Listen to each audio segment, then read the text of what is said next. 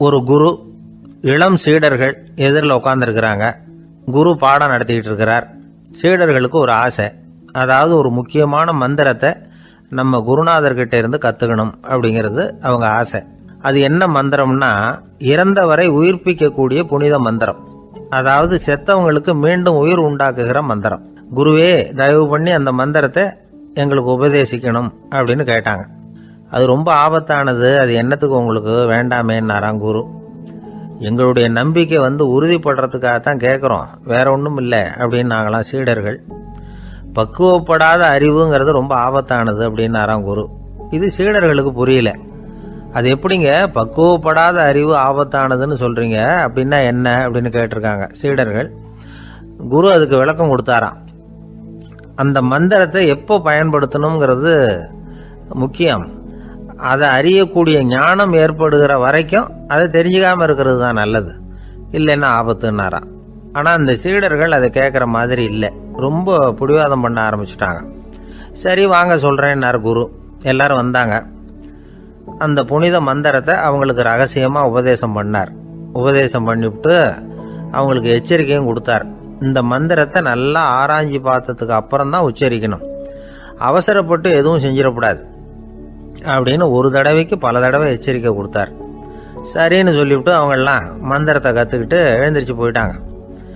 ஒரு நாள் அந்த சீடர்கள் எல்லாம் மணற்பாங்கான இடத்துல அப்படியே நடந்து போயிட்டு இருக்கிறாங்க. ஒரு பாலைவன பகுதி மாதிரி ஒரு இடம். அங்கே ஒரு இடத்துல எலும்புகள் குவியலாக கிடந்தது.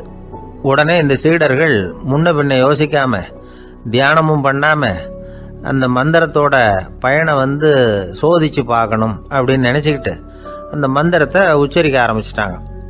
அவ்வளவுதான். உடனே என்னாச்சு தெரியுமா, அந்த எலும்புகள் எல்லாம் ஓநாய்களாக மாறி அவங்கள துரத்த ஆரம்பிச்சுட்டுது.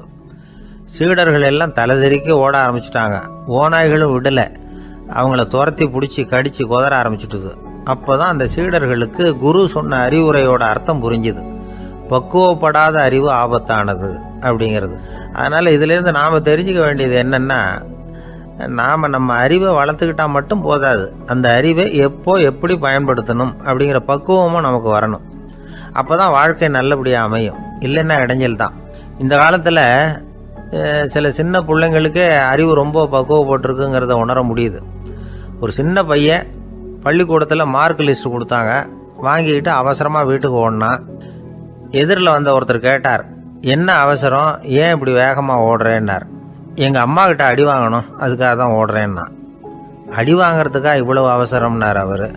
அப்படி இல்லைங்க, நான் போகிறதுக்குள்ளே எங்கள் அப்பா வீட்டுக்கு வந்துட்டாருன்னா அவர்கிட்ட அடி வாங்க வேண்டியிருக்கும், அதை அவாய்ட் பண்ணுறதுக்காக இப்படி ஓடுறேன் அப்படின்னு நானும் அந்த பையன். இந்த உலகத்தில் எல்லாருக்கும் மகிழ்ச்சி தரக்கூடிய ஒரு பொருள் எது? இது ஒரு முக்கியமான கேள்வி. இந்த கேள்விக்கு பொருத்தமான ஒரு பதிலை உங்களால் சொல்ல முடியுமா? அதாவது கொஞ்சம் யோசித்து பார்த்தா பணம்னு சொல்லலாமா? இப்போ கையில் காசு இல்லாதவங்ககிட்ட ஒரு 10 ரூபாயை கொடுத்தா அது அவனுக்கு சந்தோஷத்தை கொடுக்கும். ஏற்கனவே வருமான வரி பிரச்சனையில் சிக்கி இருக்கிறவர்கிட்ட இன்னும் கொஞ்சம் பணம் இருந்தாங்கன்னு சொல்லி கொடுத்தோம்னா அது அவருக்கு சங்கடத்தை தான் கொடுக்கும். அதனால் அந்த கேள்விக்கு பணங்கிறது பொருத்தமான பதிலாக இருக்க முடியாது. கேள்வி என்னன்னா, இந்த உலகத்தில் எல்லாருக்கும் மகிழ்ச்சி தரக்கூடிய ஒரு பொருள் எது? சரி, இனிப்புன்னு சொல்லலாமா? ஏன்னா எல்லாருக்கும் இனிக்க தானே செய்யும். அதுலேயும் ஒரு சிக்கல் இருக்குது. சர்க்கரை வியாதிக்காரங்களுக்கு அது என்ன சந்தோஷத்தையாக கொடுக்கும்? ஆக எல்லாருக்கும் வேறுபாடு எதுவும் இல்லாமல் மகிழ்ச்சியை கொடுக்கக்கூடியது வேற ஏதோ ஒன்று இருக்குது. அது என்னன்னு கண்டுபிடிக்கணும். அதுதான் இன்றைக்கி தகவல். இப்போ அதை கண்டுபிடிக்கணும்னா இந்த கதையை கேட்கணும். அது என்ன கதைன்னா, ஒரு ஊரில் ஒரு ராஜா இருந்தார். அவருக்கும் இதே சந்தேகம் வந்துட்டுது. அதாவது எல்லாருக்கும் இன்பம் தரக்கூடிய பொருள் எது அப்படின்னு. இதுக்கு பதில் தெரிஞ்சுக்கிறதுக்கு ஆசைப்பட்டார். சரி, அதுக்கு என்ன செய்யலாம்னு யோசனை பண்ணார். நாட்டு மக்களுக்கு பகிரங்கமாக ஒரு அறிவிப்பு கொடுத்தார். நம்ம நாட்டு மக்கள் இன்பம் தரக்கூடிய பொருள் எதுன்னு நினைக்கிறாங்களோ அதை கொண்டுகிட்டு அரண்மனையில் உள்ள கண்காட்சி மண்டபத்தில் வைக்கலாம். அப்படி அவங்க வைக்கிற பொருள்களில் எது எல்லாருக்கும் இன்பம் தரக்கூடியதாக இருக்குமோ அதை வச்சவருக்கு 1000 பொற்காசுகள் பரிசு அப்படின்னு அறிவிப்பு கொடுத்துட்டார். ஜனங்கள் இந்த அறிவிப்பை கேட்டாங்க. அதுக்கப்புறம் சும்மா இருப்பாங்களா? 1000 பொற்காசுன்னா சும்மாவா? அவங்க கையில் என்னென்ன கிடைச்சதோ அதையெல்லாம் கொண்டாந்து அரண்மனை காட்சி மண்டபத்தில் வச்சுட்டாங்க. அதுக்கப்புறமா ராஜா அங்கே வந்தார். ஒவ்வொன்றா பார்த்துக்கிட்டே வந்தார். முதல்ல ஒரு குயில் இருந்தது, இனிமையாக பாடக்கூடிய குயில். இந்த குயிலோட இன்னிசை எல்லாருக்கும் இன்பம் தரக்கூடியது தான். இருந்தாலும் காது கேட்காதவங்களுக்கு இந்த இசை எப்படி இன்பம் தர முடியும்? அதனால் இது சரியில்லைன்னு விட்டார். அடுத்தபடியாக போனார். அங்கே என்ன வச்சுருக்குறாங்கன்னு பார்த்தா ஒரு அழகான மயில் அங்கே தோகை விரித்து ஆடிக்கிட்டு இருக்குது. இந்த மயிலோட ஆட்டம் மனசுக்கு இன்பம் தரக்கூடியது தான். இருந்தாலும் பார்வை இல்லாதவங்க இந்த ஆட்டத்தை பார்த்து ரசிக்க முடியுமா? முடியாது. அதனால் இதுவும் சரியில்லை அப்படின்னு சொல்லிவிட்டார். அதுக்கு அடுத்தபடியாக போனார். பல வகையான இனிப்பு பண்டங்களை வச்சுருந்தாங்க. பார்த்தார், வயசானவங்களுக்கும் நோயாளிகளுக்கும் இது இன்பம் தராது, துன்பம் தான் கொடுக்கும் அப்படின்னார். இப்படி ஒவ்வொன்றா பார்த்துக்கிட்டே போகிறார். அழகான மலர்கள், கனிகள், ஓவியங்கள் எதுவுமே பொருத்தமாக தெரியல. சகல பேருக்கும் இன்பம் தரக்கூடிய வகையில் எதுவும் இல்லை. கடைசியாக வந்தார். அங்கே ஒரு களிமண் பொம்மை இருந்தது. அது என்ன பொம்மை தெரியுமா? பசியால் வாடி இருக்கிற ஒருத்தருக்கு ஒரு அம்மா இனிமையாக பேசிக்கிட்டு சோறு போடுறது மாதிரி அந்த பொம்மையை செஞ்சுருந்தாங்க. அதுக்கு கீழே அன்பு அப்படின்னு எழுதியிருந்ததுதான். ராஜா பளிச்சுன்னு ஒரு முடிவுக்கு வந்தார். அந்த பொம்மையை செஞ்ச சிற்பியை வரவழைச்சார், பரிசு கொடுத்தார். அன்பு ஒன்று தான் எல்லாருக்கும் இன்பம் அளிக்கக்கூடிய பொருள். காது கேட்காதவங்களும் அதை கேட்க முடியும், பார்வை இல்லாதவங்களும் அதை பார்க்க முடியும், குழந்தைகளும் அதை உணர முடியும் அப்படின்னு அதுக்கு விளக்கம் கொடுத்தார் அந்த மன்னர். இந்த உலகத்தில் எல்லாருக்கும் மகிழ்ச்சி தரக்கூடிய ஒரு பொருள் அன்பு தான். அதை புரிஞ்சுக்கிட்டு தான் சில கணவன்மார்கள் மனைவி பேரில் ரொம்ப அன்பை காட்டிக்கிறது வழக்கம். ஒரு வீட்டு வாசப்படி பக்கமாக மழைக்கு ஒதுங்கினார் ஒருத்தர். மழை தூரிக்கிட்டு இருந்தது, இருட்டு நேரம். அந்த வீட்டில் இருந்தவர், இன்னைக்கு ராத்திரி வேணும்னா இங்கேயே தங்கிட்டு காலையில் போங்க அப்படின்னார். உடனே இவர் சொன்னார், ரொம்ப நன்றிங்க, ஒரு 10 நிமிஷத்தில் இதை வந்துவிடுறேன் அப்படின்னு சொல்லிவிட்டு எங்கேயோ ஓடினார். 10 நிமிஷம் கழித்து திரும்பி வந்தார். ஆமாம், எங்கே போயிட்டு வந்தீங்கன்னு கேட்டார் வீட்டில் இருந்தவர். நேராக எங்கள் வீட்டுக்கு போய் மனைவி கிட்ட இன்னைக்கு ராத்திரி இங்கேயே தங்கிக்கிறேன்னு சொல்லிவிட்டு வந்துட்டேன் அப்படின்னார் அவர். அன்புல இது ஒரு ரகம். இந்த உலகத்தில் எவ்வளவோ உயிரினங்கள் இருக்குது. ஒவ்வொன்றும் ஒவ்வொரு விதமாக சண்டை போடுது. இப்போ 2 மாடு சண்டை போட்டுக்குதுன்னு வச்சுங்க, என்ன பண்ணும்? 2 முட்டிக்கும். அதுக்கு சண்டை போடுறதுக்கு ஆயுதமாக உபயோகப்படுறது அதோட கொம்பு. 2 சேவல் சண்டை போட்டுக்குதுன்னு வச்சுங்க, அதுக்கு ஆயுதமாக உபயோகப்படுறது அதோட கால் நகம். காலால் தான் அது ஒன்றோட ஒன்று சண்டை போட்டுக்கும். ஆனால் 2 மனுஷன் சண்டை போட்டுக்கிறான்னு வச்சுங்க, இவன் இன்னதை தான் ஆயுதமாக உபயோகப்படுத்துவான்னு குறிப்பிட்டு சொல்ல முடியாது. கல்லை எடுப்பான், கத்தி எடுப்பான், துப்பாக்கி எடுப்பான், என்ன வேணாலும் பண்ணுவான். வாயால் திட்டுவான், கையால் அடிப்பான், காலால் உதைப்பான், சகலகலா வல்லவன். விலங்குகள்லாம் பொதுவாக வாயை சாப்பிட்றதுக்கு மட்டும்தான் உபயோகப்படுத்துது. ஆனால் இவனுக்கு சாப்பிட்றதுக்கும் அதுதான், சாப்பிட்டு விட்டு திட்டுறதுக்கும் அதுதான். ஆனால் ஒரு விஷயத்தில் மட்டும் கெட்டிக்கிறேன். அதாவது நாம் சண்டை போட்டுக்கிட்டாலும் பரவாயில்லை, கோழிகள் சண்டை போடாமல் இருக்கணும் அப்படின்னு ஆசைப்படுறான். எதுக்காக? கோழிகள் சண்டை போடாமல் இருந்தால் நிறைய முட்டைகள் போடுமா, அதுக்காக தான் இந்த அக்கறை. கோழி பண்ணை வச்சிருக்கிறவங்களுக்கு இது ஒரு பெரிய பிரச்சனை. அதாவது பண்ணையில் இருக்கிற கோழிகளுக்குள்ளே அடிக்கடி சண்டை வந்துடும். அதனால் முட்டை உற்பத்தி குறைஞ்சிரும். சரி, இதுக்கு என்ன பண்ணுறது? பண்ணையில் போய் உட்காந்துக்கிட்டு தினமும் பஞ்சாயத்து பேசிகிட்டு இருக்க முடியுமா? அமெரிக்காவில் கோழி பண்ணை வச்சிருக்கிற ஒருத்தர் இதை பற்றி யோசனை பண்ணி பார்த்தாராம். ஒரு வழியையும் கண்டுபிடிச்சிருக்கார். கோழிக்கெல்லாம் மூக்கு கண்ணாடி மாட்டி விட்டுட்டோம்னா அது சண்டை போடுற குணம் குறைஞ்சிரும், முட்டை அதிகமாகிடும். அந்த கண்ணாடியில் உள்ள லென்ஸு சிவப்பு நிறத்தில் இருக்கணும், அவ்வளவுதான் அப்படின்னு அவர் கண்டுபிடிச்சாராம். இது ஏற்கனவே நடைமுறையில் கண்டுபிடிக்கப்பட்ட ஒரு விஷயம். ஆனால் எல்லா கோழிக்கும் சிவப்பு மூக்கு கண்ணாடி எப்படி மாட்டி விடுறது? அப்படியே மாட்டி விட்டாலும் அது நழுவாமல் இருக்கணுமே. இப்போ நாமெல்லாம் நடு விரலால் மூக்கு கண்ணாடி நடுவில் தொட்டு அப்படி ஸ்டைலாக சரி பண்ணிக்கிறோம். அது மாதிரி கோழி எப்படி சரி பண்ணிக்கும்? இதுதான் பிரச்சனை. இதுக்கு அவர் என்ன வழி கண்டுபிடிச்சாருன்னா, கோழிக்கெல்லாம் மூக்கு கண்ணாடிக்கு பதிலாக விழியொட்டு வில்லைகள், கான்டாக்ட் லென்ஸ், அதை பொருத்தி விட்டா என்ன அப்படின்னு யோசனை பண்ணார். அதே மாதிரி பண்ணார். அதே மாதிரி செஞ்சு பார்த்தார், வெற்றி. அதுக்கப்புறம் கோழியெல்லாம் சண்டை போட்டுக்கலையாம், சமாதான பிரியர்கள் ஆகிட்டு தான். கோழிகளுக்கு இயல்பாகவே சண்டை போடுற குணம் உண்டு. ஆனால் அதோட கண்ணுக்கு பார்க்குற பொருள்லாம் ரோஜா நிறத்துலையோ அல்லது இன்னும் சொல்ல போனால் அழுத்தமான சிவப்பு நிறத்துலையோ தெரிஞ்சதுன்னா சண்டை போடுற குணம் குறைஞ்சிருதான். அந்த சமயத்தில் அது அதிகமாகவும் முட்டையிட ஆரம்பிச்சுடுதான். அதே நேரத்தில் இறை எடுக்கிறத கூட குறைச்சிக்குதான். இது ஏன் இப்படி பண்ணுதுங்கிறது விஞ்ஞானிகளுக்கு இன்னமும் புரியலையா. எப்படியோ அமெரிக்க கோழிகள்லாம் கான்டாக்ட் லென்ஸ் பொருத்திக்க ஆரம்பித்தாச்சு. கோழி கழுத்தை பிடிச்சிக்கிட்டு ஒரு சில வினாடிகளில் அதை பொருத்தி போடுறாங்களாம். கோழியோட ஆயுள் பூரா அது அப்படியே இருக்குமா. பண்ணையில் முட்டை உற்பத்தி குறைஞ்சா இது மாதிரி விஞ்ஞானபூர்வமாக பரிகாரம் தேடுறது தான் நல்லது. நமக்கு வேண்டியப்பட்ட ஒருத்தர் அவர் ஒரு கோழி பண்ணை வச்சுருந்தார். அந்த பண்ணையில் பாதி கோழி திடீர்னு செத்து போச்சு. உடனே ஒரு கால்நடை மருத்துவர்கிட்ட போக வேண்டியது தானே. அங்கே போகல. உள்ளூரில் மந்திரம் பண்ணிகிட்டு இருந்த ஒரு சாமியார்கிட்ட போனார். அவர் காலில் விழுந்தார். சாமி, என் பண்ணையில் பாதி கோழி செத்து போட்டுதுன்னார். சாமியார் யோசனை பண்ணார். சரி, பண்ணையில் வாசப்படி கிழக்கு பக்கமாக வச்சுருக்கியா மேற்கு பக்கமாக வச்சுருக்கியான்னு கேட்டார். கிழக்கு பக்கமாக இருக்குன்னார் அவர். அதுதான் தப்பு, மேற்கு பக்கமாக அதை மாற்று சரியாக போடும்னாராம். அதே போல் இவர் போய் மாற்றிவிட்டார். அப்பவும் பாதி செத்து போச்சு. மறுபடியும் சொன்னார், சாமி மறுபடியும் பாதி கோழி செத்து போட்டுதேன்னார். சரி, கூரை எப்படி போட்டிருக்க, ஓடு போட்டிருக்கியா இல்லை கீத்து போட்டிருக்கியான்னார். ஓடு போட்டிருக்கேன்னாராம் அவர். அதுதான் தப்பு, அது கீத்து போட்டுரும் சரியாக போடும்னாராம். சரின்னு போய் அதையும் மாற்றி பார்த்தார். மறுபடியும் போயிட்டுது, கோழி செத்து போச்சு. வந்தார். மறுபடியும் பாதி செத்து போச்சு சாமின்னு வந்தார். இவரும் யோசனையை மாற்றி மாற்றி சொல்லிகிட்டே இருக்கிறார். இப்படி அவரும் மாற்றி மாற்றி பார்த்தார். 6வது தடவையாக அவரை தேடிட்டு வந்தார். அந்த சமயத்தில் இவர் ரொம்ப தீவிரமாக யோசனை பண்ணி பார்த்துட்டு, அது சரிப்பா, நீயே என்கிட்ட சளைக்காமல் வந்துக்கிட்டு இருக்கிற, நானும் யோசனை சொல்லிகிட்டு இருக்கேன். இப்போவும் உங்ககிட்ட சொல்கிறதுக்கு என்கிட்ட யோசனை நிறையா இருக்குது.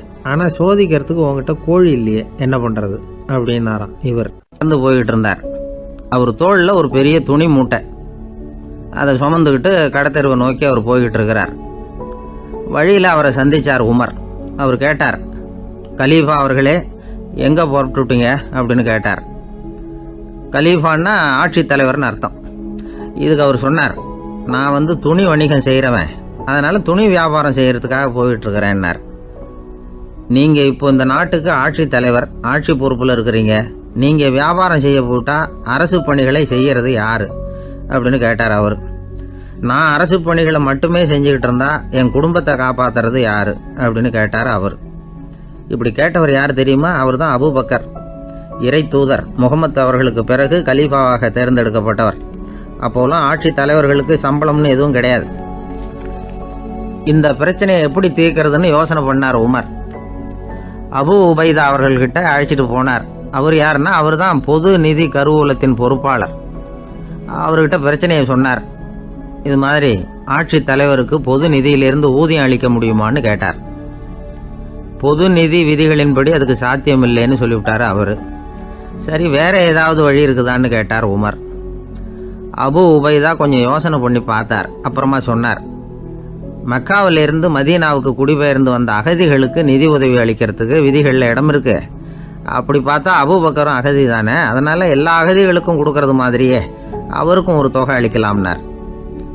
கலீஃபா அபூபக்கருக்கு இந்த அகதி உதவி தொகையைத்தான் கொடுத்துட்டு வந்தாங்களாம். குடும்ப செலவுக்கு அது போதுமானதா இல்லை. இருந்தாலும் கலீஃபாங்கிறதுக்காக மற்ற அகதிகளை விட அதிகமாக தொகையை பெற அவர் விரும்பல. மார்பு பக்கம் கிழிஞ்சிருந்த ஒரு மேலாடையை தான் அவர் அணிஞ்சிருந்தார். அவருடைய துணைவியார் அஸ்மா, அவங்க ஒரு நாள் தேன் அருந்த ஆசையாக இருக்குன்னாங்களாம். நமக்கு கிடைக்கிற ஊதியம் குடும்ப செலவுக்கே போதுமானதா இல்லையே, இந்த நிலையில் தேன் வாங்குறதுக்கு காசுக்கு நான் எங்கே போவேன்ருக்கார் அவர். கொஞ்ச நாள் கழித்து அவங்க ஒரு தொகையை அவர்கிட்ட கொடுத்து தேன் வாங்கிட்டு வர சொன்னாங்களாம். இவருக்கு ஆச்சரியம், ஏது இந்த பணம்னு கேட்டிருக்காரு. நீங்கள் தினமும் குடும்ப செலவுக்காக கொடுத்துக்கிட்டு வந்த பணத்தில் கொஞ்சம் கொஞ்சமாக மிச்சப்படுத்தி வச்சேன்னாங்களாம். அபூபக்கர் அந்த பணத்தை எடுத்துக்கிட்டு நேராக பொது நிதி கருவூல பொறுப்பாளர்கிட்ட போனார். இந்த பணத்தை பொது நிதியில் சேர்த்துருங்க, இது அதிகப்படியாக எனக்கு தரப்பட்டு வந்த ஊதியம், அடுத்த மாதத்துலேருந்து இந்த தொகையை குறைச்சிங்கன்னு வேற சொல்லிவிட்டாராம். பசியை தணிக்க தேவையான அளவு உணவு, ஒரு ஜோடி உடை, இதை தவிர கூடுதலாக மக்கள் பொது நிதியிலிருந்து வாங்கிக்கிறதுக்கு என் குடும்பத்தாருக்கு உரிமை இல்லை அப்படின்னு சொல்லி கண்டிப்பாக சொல்லிவிட்டாராம். அவர் வாங்கிட்டு வந்த இந்த குறைந்த ஊதியம் கூட அவர் மனசை உறுத்திக்கிட்டே இருந்தது. கடைசி நேரம் அவர் தம்முடைய மகள் ஆயிஷா அவர்களை அழைச்சார். மகளே, இதுவரைக்கும் பொது நிதியிலிருந்து நான் வாங்கிட்டு வந்த தொகை என்னுடைய இதயத்தில் பாரமாக அழுத்திக்கிட்டு இருக்கு. என் தோட்டத்தை விற்று அதில் வர்ற பணத்திலிருந்து நான் இதுவரைக்கும் வாங்கிட்டு வந்த ஊதிய தொகையை கணக்கு போட்டு பொது நிதியில் சேர்த்துடு அப்படின்னாராம். பதவி ஏற்கிறதுக்கு முன்னாடி தன்கிட்ட இருந்ததை விட இப்போ கூடுதலாக என்ன சொத்து இருக்குன்னு பார்த்துருக்கார். ஒரு ஒட்டகம், ஒரு கோப்பை, ஒரு பணியாள். இதையும் அடுத்தபடியாக கலீஃபாவா வர்றவர்கிட்ட ஒப்படைச்சிருங்க அப்படின்னு விட்டாராம். அதே மாதிரி அடுத்து வந்த உமர்கிட்ட ஒப்படைச்சாங்க. அப்போ உமர் சொன்னாராம், அபூபக்கரே, இந்த முன்மாதிரியால் உங்களுக்கு பிறகு இந்த ஆட்சி பொறுப்பை ஏற்கிறவர்களை பெரும் நெருக்கடிக்கு ஆளாகி விட்டீங்க. அப்படின்னு சொல்லி ரொம்ப கண் கலங்கினாராம். கடைசியாக அபூபக்கர் தன்னுடைய குடும்பத்தாருக்கு விட்டு சென்ற சொத்து ஒரு படுக்கை விரிப்பு, ஒரு போர்வை, அவ்வளவுதான். இது சிந்திக்க வேண்டிய ஒரு செய்தி. ஒரு ஊரில் ஒரு மன்னர் இருந்தாராம். அமைச்சர் அவர்கிட்ட சொன்னாராம், மன்னா, நம்ம ராஜ்யத்தில் இனிமே லஞ்ச ஊழலே இருக்காதுன்னாராம். ஆஹா, அப்படின்னா ஊழல் பேர் வழிகளையெல்லாம் நாடு கடத்தியாச்சா அப்படின்னு கேட்டிருக்காரு மன்னர். இதுக்கு அவர், அப்படி இல்லைங்க, இனிமே கொடுக்கறதுக்கு ஜனங்கள்கிட்ட பணமே இல்லை அப்படின்னாராம். ஒரு நண்பர் இருக்கார். எப்போ பார்த்தாலும் கையில் ஒரு புத்தகம் இருக்கும். புத்தகம் இல்லாமல் எங்கேயும் புறப்பட மாட்டார். எதுக்காக இப்படி எடுத்துகிட்டு போகிறீங்க அப்படின்னு கேட்டால், எனக்கு இது ஒரு நல்ல நண்பன் மாதிரி. இந்த காலத்தில் எங்கே போனாலும் காத்திருக்க வேண்டியிருக்கு. அது மாதிரி சமயத்தில் நான் நண்பன் கூட பேசிக்கிட்டு இருப்பேன் அப்படிம்பாரான். ஒருத்தர் ஒரு பெரிய அரச பதவியில் இருந்தார். அவர் பதவியிலேருந்து இறங்க வேண்டிய சூழ்நிலை. அரசு கொடுத்துருந்த வீட்டை விட்டுட்டு வெளியில் வர்றார். வரும்பொழுது 2 கையிலையும் 2 பெட்டியை எடுத்துகிட்டு வந்தாராம்.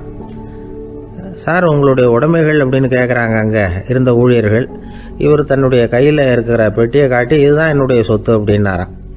ஒரு பெட்டியில் அவருடைய உடைகள், இன்னொரு பெட்டியில் அவர் விரும்பி படிக்கிற புத்தகங்கள், அவ்வளவுதான்.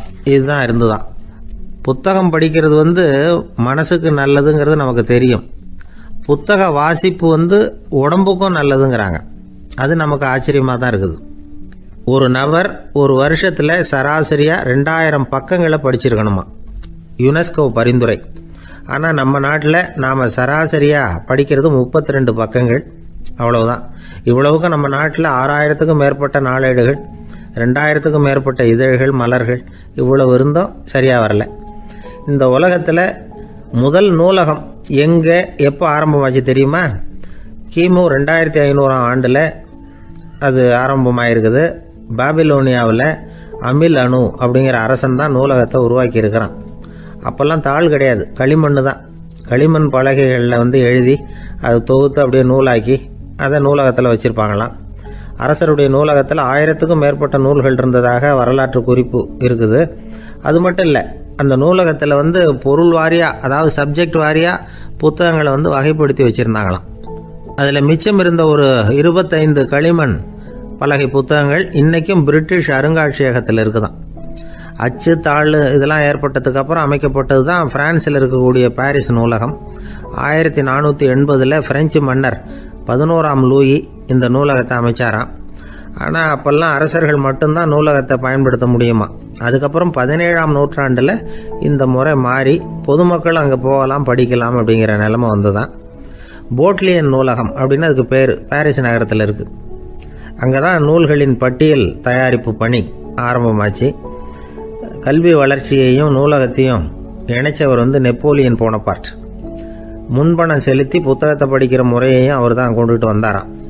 மக்கள்கிட்ட வசூலிக்கிற வரியின் ஒரு பகுதியை நூலகத்துக்கு பயன்படுத்தினவரும் அவர் தானா. நெப்போலியன் நூலகத்தில் உலகத்தில் உள்ள எல்லா மொழி நூல்களும் இருக்குதான். அங்கே ஒரு தமிழ் நூலும் இருந்திருக்குது. அது என்னென்னா கம்பராமாயணம். சோவியத் யூனியனுக்கு படையெடுத்து போனப்போ அங்கேருந்து லட்சக்கணக்கான புத்தகங்களை இந்த பனிச்சறுக்கு வாகனங்கள் இருக்குல்ல, அதில் கொண்டுகிட்டு வந்ததாக வரலாறு. அடுத்தபடியாக குறிப்பிட்டு சொல்லத்தக்க நூலகம் எதுன்னா பிரிட்டிஷ் நூலகம். மிக பழைய கையெழுத்து பிரதியெல்லாம் கூட அங்கே இருக்குது. 1753 ஆரம்பமாச்சு.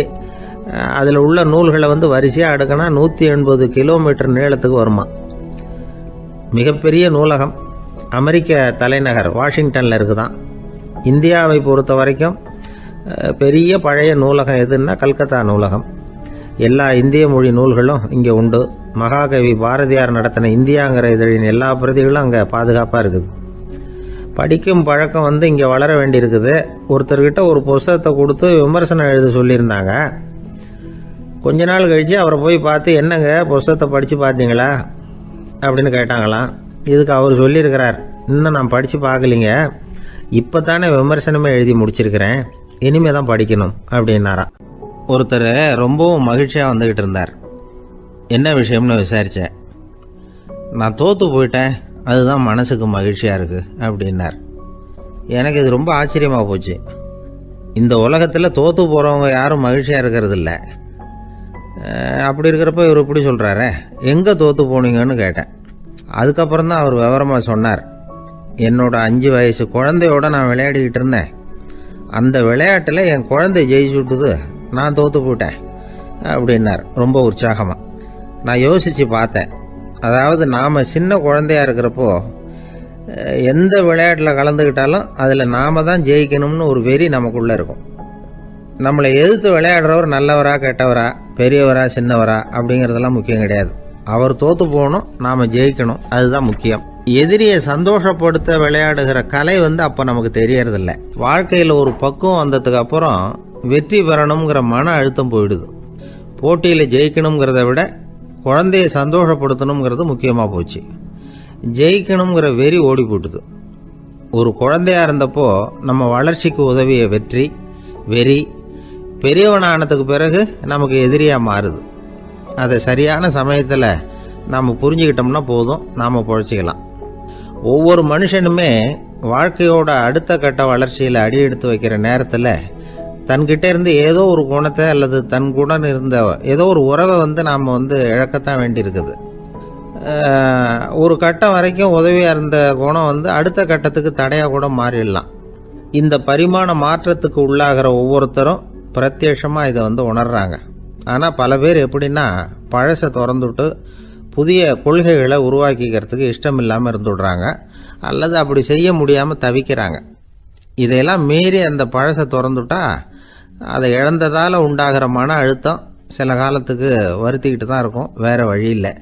ஆரோக்கியமான ஒரு முன்னேற்றத்துக்காக அந்த மன அழுத்தத்தை தாங்கிக்கத்தான் வேணும் அப்படிங்கிறாரு அந்த உலக புகழ்பெற்ற மேதை ஒருத்தர், இந்த ஸ்காட் பெக் அப்படிங்கிறவர். பிறந்த நாள் முதல் இதுதான் சரி அப்படின்னு கற்பிக்கப்பட்டு வந்த ஒவ்வொரு தத்துவத்தையும் தங்களுடைய வளர்ச்சிக்கு தகுந்த மாதிரி மாற்றி அர்த்தப்படுத்தி கொள்ள முடியாமல் வாழ்க்கை சூழல்ல அப்படியே அரைப்பட்டு தூளாகிறவர்கள் தான் ரொம்ப தவிக்கிறாங்களாம். இதுதான் அவருடைய கருத்து. பெரும்பாலும் மனிதர்களுடைய நடுத்தர வயசில், அதாவது 30 தாண்டுகிற சமயத்தில் தான் இந்த தவிப்பு உண்டாகுதான். இதை தான் மேற்கத்திய நாடுகளில் அடிக்கடி மிட் லைஃப் கிரைசிஸ் அப்படின்னு சொல்கிறாங்க. அப்பப்போ பழசையெல்லாம் தொலைச்சி விட்டு புதுசாக பிறக்கிறதுக்கு கற்றுக்கணும். ஒவ்வொரு நிமிஷத்தையும் அந்த நிமிஷத்துக்கு ஏற்ற சித்தாந்தம் கொண்டவர்களாக சந்திப்போம் அப்படிங்கிறார் அந்த உளவியல் நிபுணர். இப்படி பழகிக்கிட்டால் வாழ்க்கை இன்பமயம், இல்லைன்னா தவிப்பு மயம்தான். பழசை தொலைக்க முடியாதவர்களில் எத்தனையோ பேர் உண்டு, எத்தனையோ ரகம் உண்டு. அதில் வேடிக்கையான நண்பர்களும் உண்டு. ஒருத்தர் நண்பர் வீட்டுக்கு போனார். அவர் ஏதோ இனிப்பு பலகாரம் கொடுத்து சாப்பிட சொல்லியிருக்கிறாங்க அவங்க வீட்டில். இவர் சாப்பிட்டு பார்த்துட்டு சொன்னாராம், சார் 6 மாதத்துக்கு முன்னாடி ஒரு தடவை இங்கே வந்தேன், அப்போது ஒரு இனிப்பு பலகாரம் கொடுத்தீங்க, அது இதை விட நல்லா இருந்தது சார் அப்படின்னாராம். அப்போ செஞ்ச அதே இனிப்பு பலகாரம் தான் சார் இதுவும் அப்படின்னாராம் அவர். ஐயா, என்னுடைய நூல் வெளியீட்டு விழாவுக்கு அவசியம் நீங்கள் வரணும் அப்படின்னு கூப்பிட்டார் ஒருத்தர். எப்போ வரணும்னு கேட்டேன். அடுத்த வாரம்னார். சரி, புத்தகம் தயாராகிட்டுதா அப்படின்னேன். நாளைக்கு தான் அச்சிக்க கொடுக்க போகிறேன்னார். என்னங்க இது, புத்தகம் அச்சிடுறதுக்கு முன்னாடியே அழைப்பிதழை அச்சடிச்சு விட்டீங்களே அப்படின்னு கேட்டேன். அதனால் என்னங்க, அந்த காலம் மாதிரியா இப்போல்லாம் அச்சுக்கலை எவ்வளவோ முன்னேறியாச்சுங்க. Linotype, monotype, photo type, laser, இப்படி என்னென்னமோ வந்தாச்சு. இன்னைக்கு கொடுத்தா நாளைக்கே புத்தகம் தயார் அப்படின்னார். இப்படி இந்த அளவுக்கு முன்னேறி இருக்கிற இந்த அச்சுக்கலை ஆரம்பத்தில் எப்படி இருந்தது தெரியுமா? அந்த காலத்தில் காகிதம்னா என்னன்னே தெரியாது. அப்படி ஒன்று கண்டுபிடிக்கப்படவே இல்லை. அப்போல்லாம் எதையாவது ஒன்று எழுதணும்னா அதுக்கு ஆட்டு தோலை தான் பயன்படுத்தி இருக்கிறாங்க. கண்ணுக்குட்டி தோல் கூட அதுக்கு உபயோகப்பட்டு தான். ஐரோப்பாவில் இருந்த பாதிரியார்கள் தோலில் எழுதப்பட்ட புத்தகத்தை தயாரிக்கிறதுல ரொம்ப கெட்டிக்காரங்களாம். எகிப்து, அப்புறம் மத்திய தரைக்கடல் ஓரத்தில் உள்ள நாடுகள், இங்கெல்லாம் தோல் தான் எழுது பொருளாக பயன்பட்டு வந்திருக்குது. ஆனால் நம்ம நாட்டில் ஓலைச்சுவடிகளை எழுத்துக்கு பயன்படுத்தி இருக்கிறாங்க. எழுதுறதுக்கு தோலை பயன்படுத்தினவங்க பிறகு பேப்பரைஸ் அப்படிங்கிற கோரை புல்லை அதுக்கு பயன்படுத்தினாங்களாம். இதெல்லாம் அப்படி கொஞ்சம் கொஞ்சமாக கண்டுபிடிச்சிட்டு வந்திருக்கிறாங்க. அந்த புல்லை கச்சிதமாக நறுக்க வேண்டியது, நல்லா பதப்படுத்த வேண்டியது, அதுக்கப்புறம் அதில் எழுத வேண்டியது, அவ்வளவுதான். பேப்பருங்கிற சொல்லே இந்த பேப்பைரஸ் அப்படிங்கிறதுலேருந்து வந்தது தான். அதுக்கப்புறம் தான் காகிதம் வந்தது. இதை முதல்ல சீன நாட்டில் தான் கண்டுபிடிச்சாங்க. அது வந்த பிறகு அச்சு எந்திரம் கண்டுபிடிக்க வேண்டிய அவசியம் ஏற்பட்டது. அதை கண்டுபிடிச்சவர் ஜெர்மானிய அறிவியல் அறிஞர் ஜான் கூட்டன்பர்க். அச்சு கலைக்கு அடித்தளம் அமைச்சவர் அவர் தான். ஜெர்மனியில் மெயின்ஸ் அப்படிங்கிற ஊரில் 1399 பிறந்தார். அவரோட மாமன் ஒருத்தர் உலோக வேலையில் வல்லவர். அவர்கிட்ட அந்த வேலையை கற்றுக்கிட்டார். அதோட வைர கற்களை பட்டை தீட்டுறதுலையும் ரொம்ப தேர்ச்சி பெற்றிருந்தார். இளம் வயசுலேயே சும்மா இருக்க மாட்டாராம். எதை செஞ்சாலும் அதை திறமையாக செய்வாராம். அவர் தான் முதல்ல மர அச்சு எழுத்துக்களை உருவாக்கினார். அது மேலே மை தடவி பிரதிகள் எடுத்தார். அதுக்கப்புறம் உலோக எழுத்துக்கள், முதல்ல காரியம், அப்புறம் இரும்பு, அப்புறம் கலப்பு உலோகம், பிறகு அச்சடிக்கிறதுக்கு எந்திரம் ஒன்றையும் உருவாக்கினார். முதல்ல பைபிள் அச்சடித்தார். 1468 அவர் இறந்து போனார். 16ஆம் நூற்றாண்டில் மேலை நாடுகளிலிருந்து மர எழுத்துக்களை கொண்டுகிட்டு தமிழ்நாட்டில் கிறிஸ்துவ நூல்களை அச்சிட்டாங்க. அப்போல்லாம் அச்சகங்கள் போதிய அளவுக்கு இங்கே இல்லை. அதுக்கு என்ன காரணம்னா, இந்தியர்கள் அச்சகங்களை நடத்தக்கூடாது அப்படின்னு சட்டம். 1835 வரைக்கும் அந்த சட்டம் நடைமுறையில் இருந்தது. இந்த நிலைமையில் அங்கேயும் இங்கேயுமா 1-2 அச்சகங்கள் ஆரம்பமாச்சு. 1713 தரங்கம்பாடியில் லூத்தரன் மிஷன் அச்சகம், அதே ஆண்டில் சென்னையில் எஸ்பிசிகே அச்சகம். இது ரெண்டும் தான் இந்தியாவில் முதல்ல தொடங்கப்பட்ட அச்சகங்கள். ஆட்டுத்தோல்லையும் ஓலைச்சுவடியிலையும் எழுதப்பட்ட எழுத்துக்கள் இன்னைக்கு எங்கேயோ போயிட்டுது. ஆனால் நம்ம ஊரில் எழுத்தாளர்கள் நிலைமை தான் ஒன்றும் சொல்லிக்கிறது மாதிரி இல்லை. நம்ம ஆள் ஒருத்தர் சொன்னார், சார், நான் சொந்தத்தில் ஒரு அச்சாபீஸ் வச்சுருந்தேன், இப்போவும் வச்சுருக்கிறேன். அதனால் என்னுடைய படைப்புகளை புத்தகமாக வெளியிடுறதுல எனக்கு ஒன்றும் கஷ்டம் இல்லை. வருஷத்துக்கு ஒரு புத்தகம் எழுதி வெளியிட்டுருவேன். 15 வருஷமாக இலக்கிய உலகத்துக்கு இப்படி சேவை செஞ்சுக்கிட்டு வர்றேன். ஆனால் இந்த வருஷம்தான் வாசகர்கள் எனக்கு பாராட்டு விழா நடத்தி இருக்கிறாங்க அப்படின்னார். இந்த வருஷம் அப்படி என்ன விசேஷம் அப்படின்னு கேட்டோம். இந்த வருஷம்தான் நான் எந்த புத்தகம் எழுதி வெளியிடாமல் இருந்தேன், அதுக்காகத்தான் எனக்கு இந்த பாராட்டு விழா அப்படின்னார். ஊருக்கு வெளியில் அமைதியான ஒரு இடம், அங்கே ஒரு ஆசிரமம், அங்கே ஒரு சாமியார். அவர் தினமும் நல்ல போதனைகள்லாம் செய்வார். பல பேர் போய் அங்கேயே சில நாள் தங்கி இருந்து அவர் சொல்கிற அறிவுரைகளை எல்லாம் கேட்டுக்கிட்டு வர்றது வழக்கம். ஒரு தடவை அவரை பார்த்துட்டு போகிறதுக்காக 3 வெளியூர் தம்பதிகள் வந்தாங்களாம். அந்த மடத்திலேயே சாப்பிட்டுக்கிட்டு தங்கி இருந்து அவங்களுடைய போதனைகளை கேட்டுக்கிட்டு போகணுங்கிறது அவங்க நோக்கம். காலையில் குளிச்சுட்டு பூஜையில் உட்காந்தார் அந்த சுவாமி. இவங்களும் குளிச்சுட்டு அந்த பூஜையை பார்க்கறதுக்காக அவர் முன்னாடி உட்காந்தாங்க. பூஜை ஆரம்பமாச்சு. சம்பிரதாயப்படி அது ரொம்ப நேரம் நடந்துக்கிட்டே இருக்குது. இவங்களுக்கு நல்ல பசி இருந்தாலும் இந்த நேரத்தில் அதை எப்படி வெளியில் காட்டிக்கிறது? பேசாமல் இருந்தாங்க. அந்த சுவாமி பூஜையை முடித்தார். அதுக்கப்புறம் பேச ஆரம்பித்தார். பேச்சு அருமையாக தான் இருந்தது, அமிர்தமாக தான் இருந்தது. இருந்தாலும் இவங்களுக்கு இருக்கிற வயிற்று பசி அது சரியாக கவனிக்க விடலை. அந்த சுவாமியே இதை கவனிச்சதா தெரியல. இவங்களுக்கு மனசுக்குள்ள ஒரு எண்ணம், உள்ளே சாப்பாடு தயாராகிட்டு இருக்கும் போல இருக்கு, இந்த பேச்சு முடிஞ்சது நம்மளை உள்ளே அழைச்சிட்டு போய் சாப்பாடு போடுவாங்கன்னு நினைக்கிறோம் அப்படின்னு இவங்களாம் நினச்சிக்கிட்டாங்க. ஆனால் சுவாமி இதை பற்றி எதுவுமே பேசலை, கண்டுக்கலை. ஒரு அம்மாவால் அதுக்கு மேலே சும்மா இருக்க முடியுமா? முடியல. சாப்பாட்டை கவனிக்கலாமா அப்படின்னு சொல்லி மெதுவாக ஆரம்பித்தாங்க. கவனிக்கலாமே அப்படின்னு உள்ளே அழைச்சிட்டு போனார் சுவாமி. இவங்க ரொம்ப அவசரமாக எழுந்திருச்சு உள்ளே ஓடினாங்க. அங்கே ஒரு மேஜை மேலே ஒரு கிண்ணம் மூடி இருந்தது. இதுதான் சாப்பாட்டு மேஜை போல இருக்கு, இங்கே சாப்பாடு வந்துடும் அப்படின்னு நினச்சாங்க. உடனே போய் சுற்றி உட்காந்துக்கிட்டாங்க. சுவாமி அந்த கிண்ணத்தை எடுத்து அந்த அம்மா கிட்ட கொடுத்தார். அவங்க அதை வாங்கி மூடியை திறந்து பார்க்குறாங்க. உள்ளே ஒரு சாவி இருக்குது. சரிதான், இது சமையலறை சாவி போல இருக்கு, அங்கே போய் அதை திறந்து சாப்பாட்டை நாமே எடுத்துக்கிட்டு இங்கே வச்சுக்கிட்டு சாப்பிடணும் போல இருக்கு அப்படின்னு நினச்சாங்க.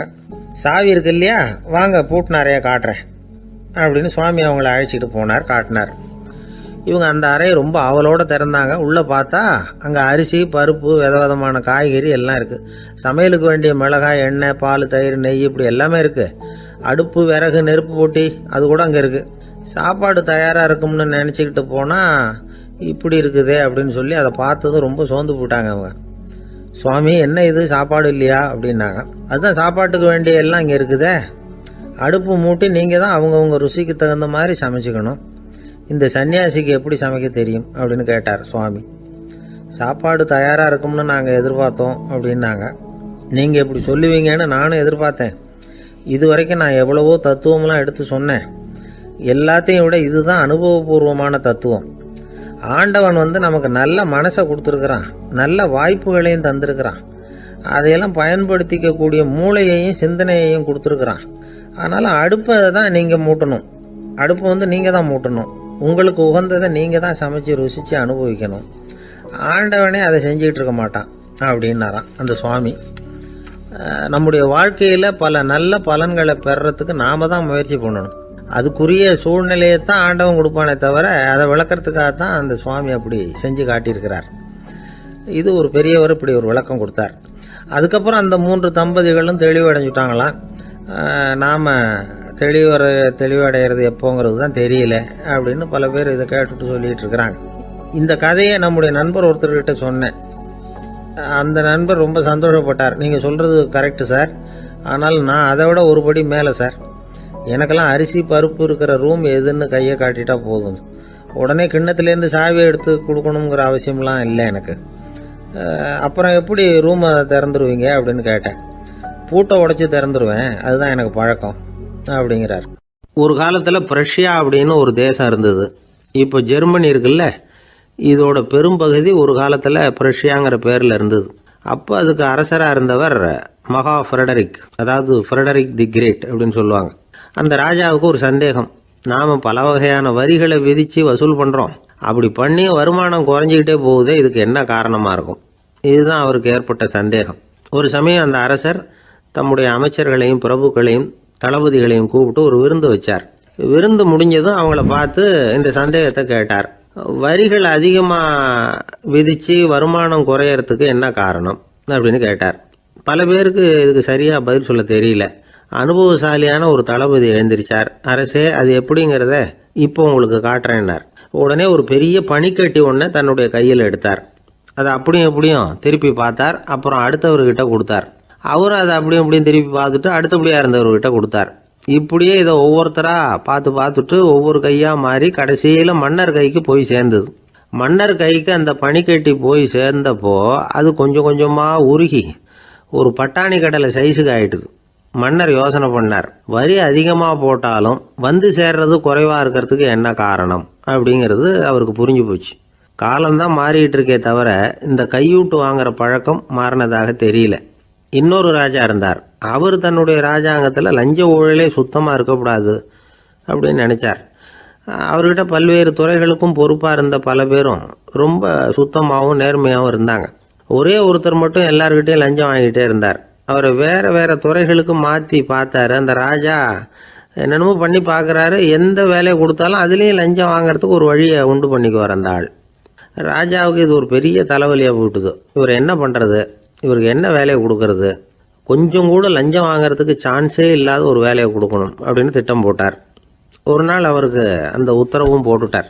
அதாவது அவருக்கு என்ன வேலைன்னா, கடற்கரையில் தான் அவருக்கு ஆஃபீஸ். அங்கேயே இருந்துக்க வேண்டியது. தினமும் எத்தனை கடல் அலை கரையில் வந்து மோதுது அப்படிங்கிறத கணக்கெடுத்து ராஜாவுக்கு தெரிவிக்க வேண்டியது. இதுதான் அவருக்கு வேலை. பேசாமல் அலையை எண்ணிட்டு உட்காந்துருக்கிட்டோம், அப்போவாவது அவர் லஞ்சம் வாங்குகிற சந்தர்ப்பம் இல்லாமல் போயிடும் அவருக்கு அப்படின்னு நினச்சார் ராஜா. இந்த ஆள் கடற்கரைக்கு போய் டியூட்டியில் ஜாயின் பண்ணிட்டார். ஒரே மாதத்தில் அங்கே சொந்தமாக ஒரு பிரம்மாண்டமான மாளிகை கட்டி விட்டார். ராஜாவுக்கு இது பெரிய ஆச்சரியமாக போச்சு. அலையை என்ற வேலையில் அந்த ஆள் எப்படி பணம் சம்பாதிச்சார் அப்படின்னு விசாரித்து பார்த்தார் அக்கம் பக்கத்தில். அந்த ஆள் என்ன பண்ணியிருக்கிறாருன்னா, கடற்கரையில் போய் பொறுப்பு ஏற்றுக்கிட்ட உடனே அங்கே இருந்த மீனவர்கள்கிட்ட எல்லாம் இந்த கரையில் வந்து ஒரு நாளில் வந்து மோதுற அலைகள் எத்தனை அப்படின்னு கேட்டிருக்காரு. அது எப்படிங்க தெரியும்னு இருக்காங்க அவங்க. தினமும் அந்த எண்ணிக்கை தெரியணும். நம்ம ராஜாவுக்கு தினமும் அறிக்கை அனுப்பணும், டெய்லி ரிப்போர்ட்டு. தவறுனா நீங்கள் இந்த கடலில் போய் மீன் பிடிக்கிறதுக்கு ராஜாவோட அனுமதி கிடைக்காது அப்படின்ட்டுருக்காரு. உடனே மீனவர்களும் பயந்து போட்டாங்க. கடலுக்கு போகிறதுக்கு அனுமதி இல்லைன்னா பட்டினி கிடக்கிறது மாதிரி ஆகிடுமே. மெதுவாக அந்த ஆளுகிட்ட போனாங்க. காதோட காதாக சொன்னாங்க, ஐயா, எங்களால் வந்து கடல் அலையை வந்து எண்ண முடியாது. தினமும் எங்களால் முடிஞ்சதை உங்களுக்கு பணமாக கொடுத்துட்றோம். நீங்கள் தான் ராஜா கிட்ட சிபாரிசு பண்ணி நாங்கள் தொடர்ந்து மீன் பிடிக்கிறதுக்கு அனுமதி வாங்கி கொடுக்கணும் அப்படின்னு வேண்டிக்கிட்டாங்க. பணம் தினமும் வந்து சேர ஆரம்பிச்சுட்டுது. பதவியில் மற்ற பதவியோட இந்த பதவி எவ்வளவோ மேல் அப்படின்னு நினச்சிட்டான் அந்த ஆள். அது மட்டும் இல்லை, தயவு பண்ணி என்னை இந்த இடத்த விட்டு மாற்றி விடாதீங்க சார் அப்படின்னு வேற கேட்க ஆரம்பிச்சிட்டானா. கிபி 1078 வருஷம் மார்ச் மாதம் 19ஆம் தேதி திங்கட்கிழமை அதிகாலை நேரம் ஒரு குழந்தை பிறந்தது.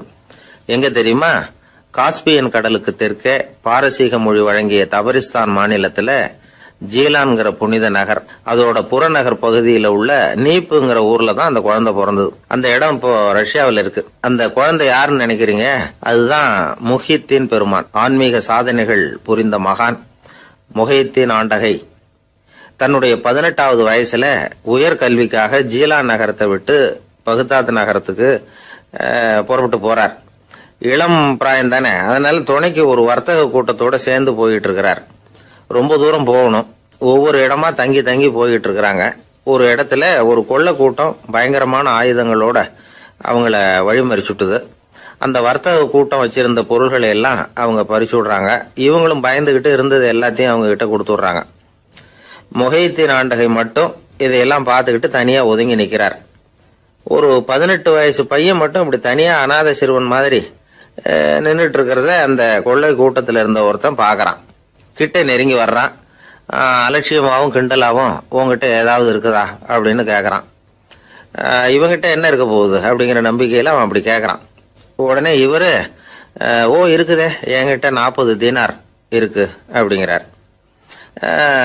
இப்படி சொல்லியும் அந்த கொள்ளைக்காரனுக்கு நம்பிக்கை வரல. என்னடா விளையாடாத, பொய் சொல்லாத, உண்மையை சொல்லு அப்படிங்கிறான் அவன். உண்மையைத்தான் சொல்றேன், என்கிட்ட 40 தீனார் இருக்கு அப்படிங்கிறார் இவர். எங்க வச்சிருக்கிற அப்படின்னு கேக்குறான். சட்டையின் விழாப்புறத்துல உள்ள பகுதியில அதை வச்சு தச்சிருக்கிறாங்க அப்படின்னு உண்மையை சொல்றார். உடனே கொள்ளை கூட்ட தலைவன் அதை கத்தியால கீறிப்பார் அப்படின்னு உத்தரவு போடுறான். அந்த சட்டையை கிழிக்கிறாங்க. உள்ள இருந்து 40 பொற்காசுகளும் பொல பொலன்னு கீழே கொட்டுச்சு. அதை பார்த்த உடனே அந்த கொள்ளை கூட்ட தலைவன் மலைச்சு போய் நின்னுட்டான். காசை பார்த்துட்டு அவன் மலைச்சு போகல, பொய் பேசாத அந்த பையனோட நேர்மையை பார்த்துட்டு அவன் அப்படி நின்னான். மெதுவா அந்த பையன் கிட்ட வந்தான். ஏன்பா, நீ என்ன பணக்கார குடும்பமா அப்படின்னு கேட்டான். அப்படிலாம் இல்ல, எனக்கு அப்பா இல்ல, அம்மா மட்டும்தான் உண்டு. எங்க அப்பா எனக்குன்னு விட்டு போன சொத்தே இந்த 40 தீனார் தான் அப்படின்னாரு இவர். அப்படி இருந்துமா உண்மை பேசணும்னு ஆசைப்பட்டேன். என்கிட்ட ஒண்ணும் இல்லைன்னு ஒரு வார்த்தை சொன்ன உன்னை விட்டுருப்போமே அப்படின்னா அவன். அப்படி இல்லைங்க, நான் இறைவன் திருநாமத்தை அறியக்கூடிய கல்வி ஞானத்துக்காக இப்ப போயிட்டு இருக்கிறேன். இறைவன் திருநாமத்தை உச்சரிக்க வேண்டிய நாவால பொய் பேசக்கூடாதுன்னு எங்க அம்மா சொல்லியிருக்கிறாங்க.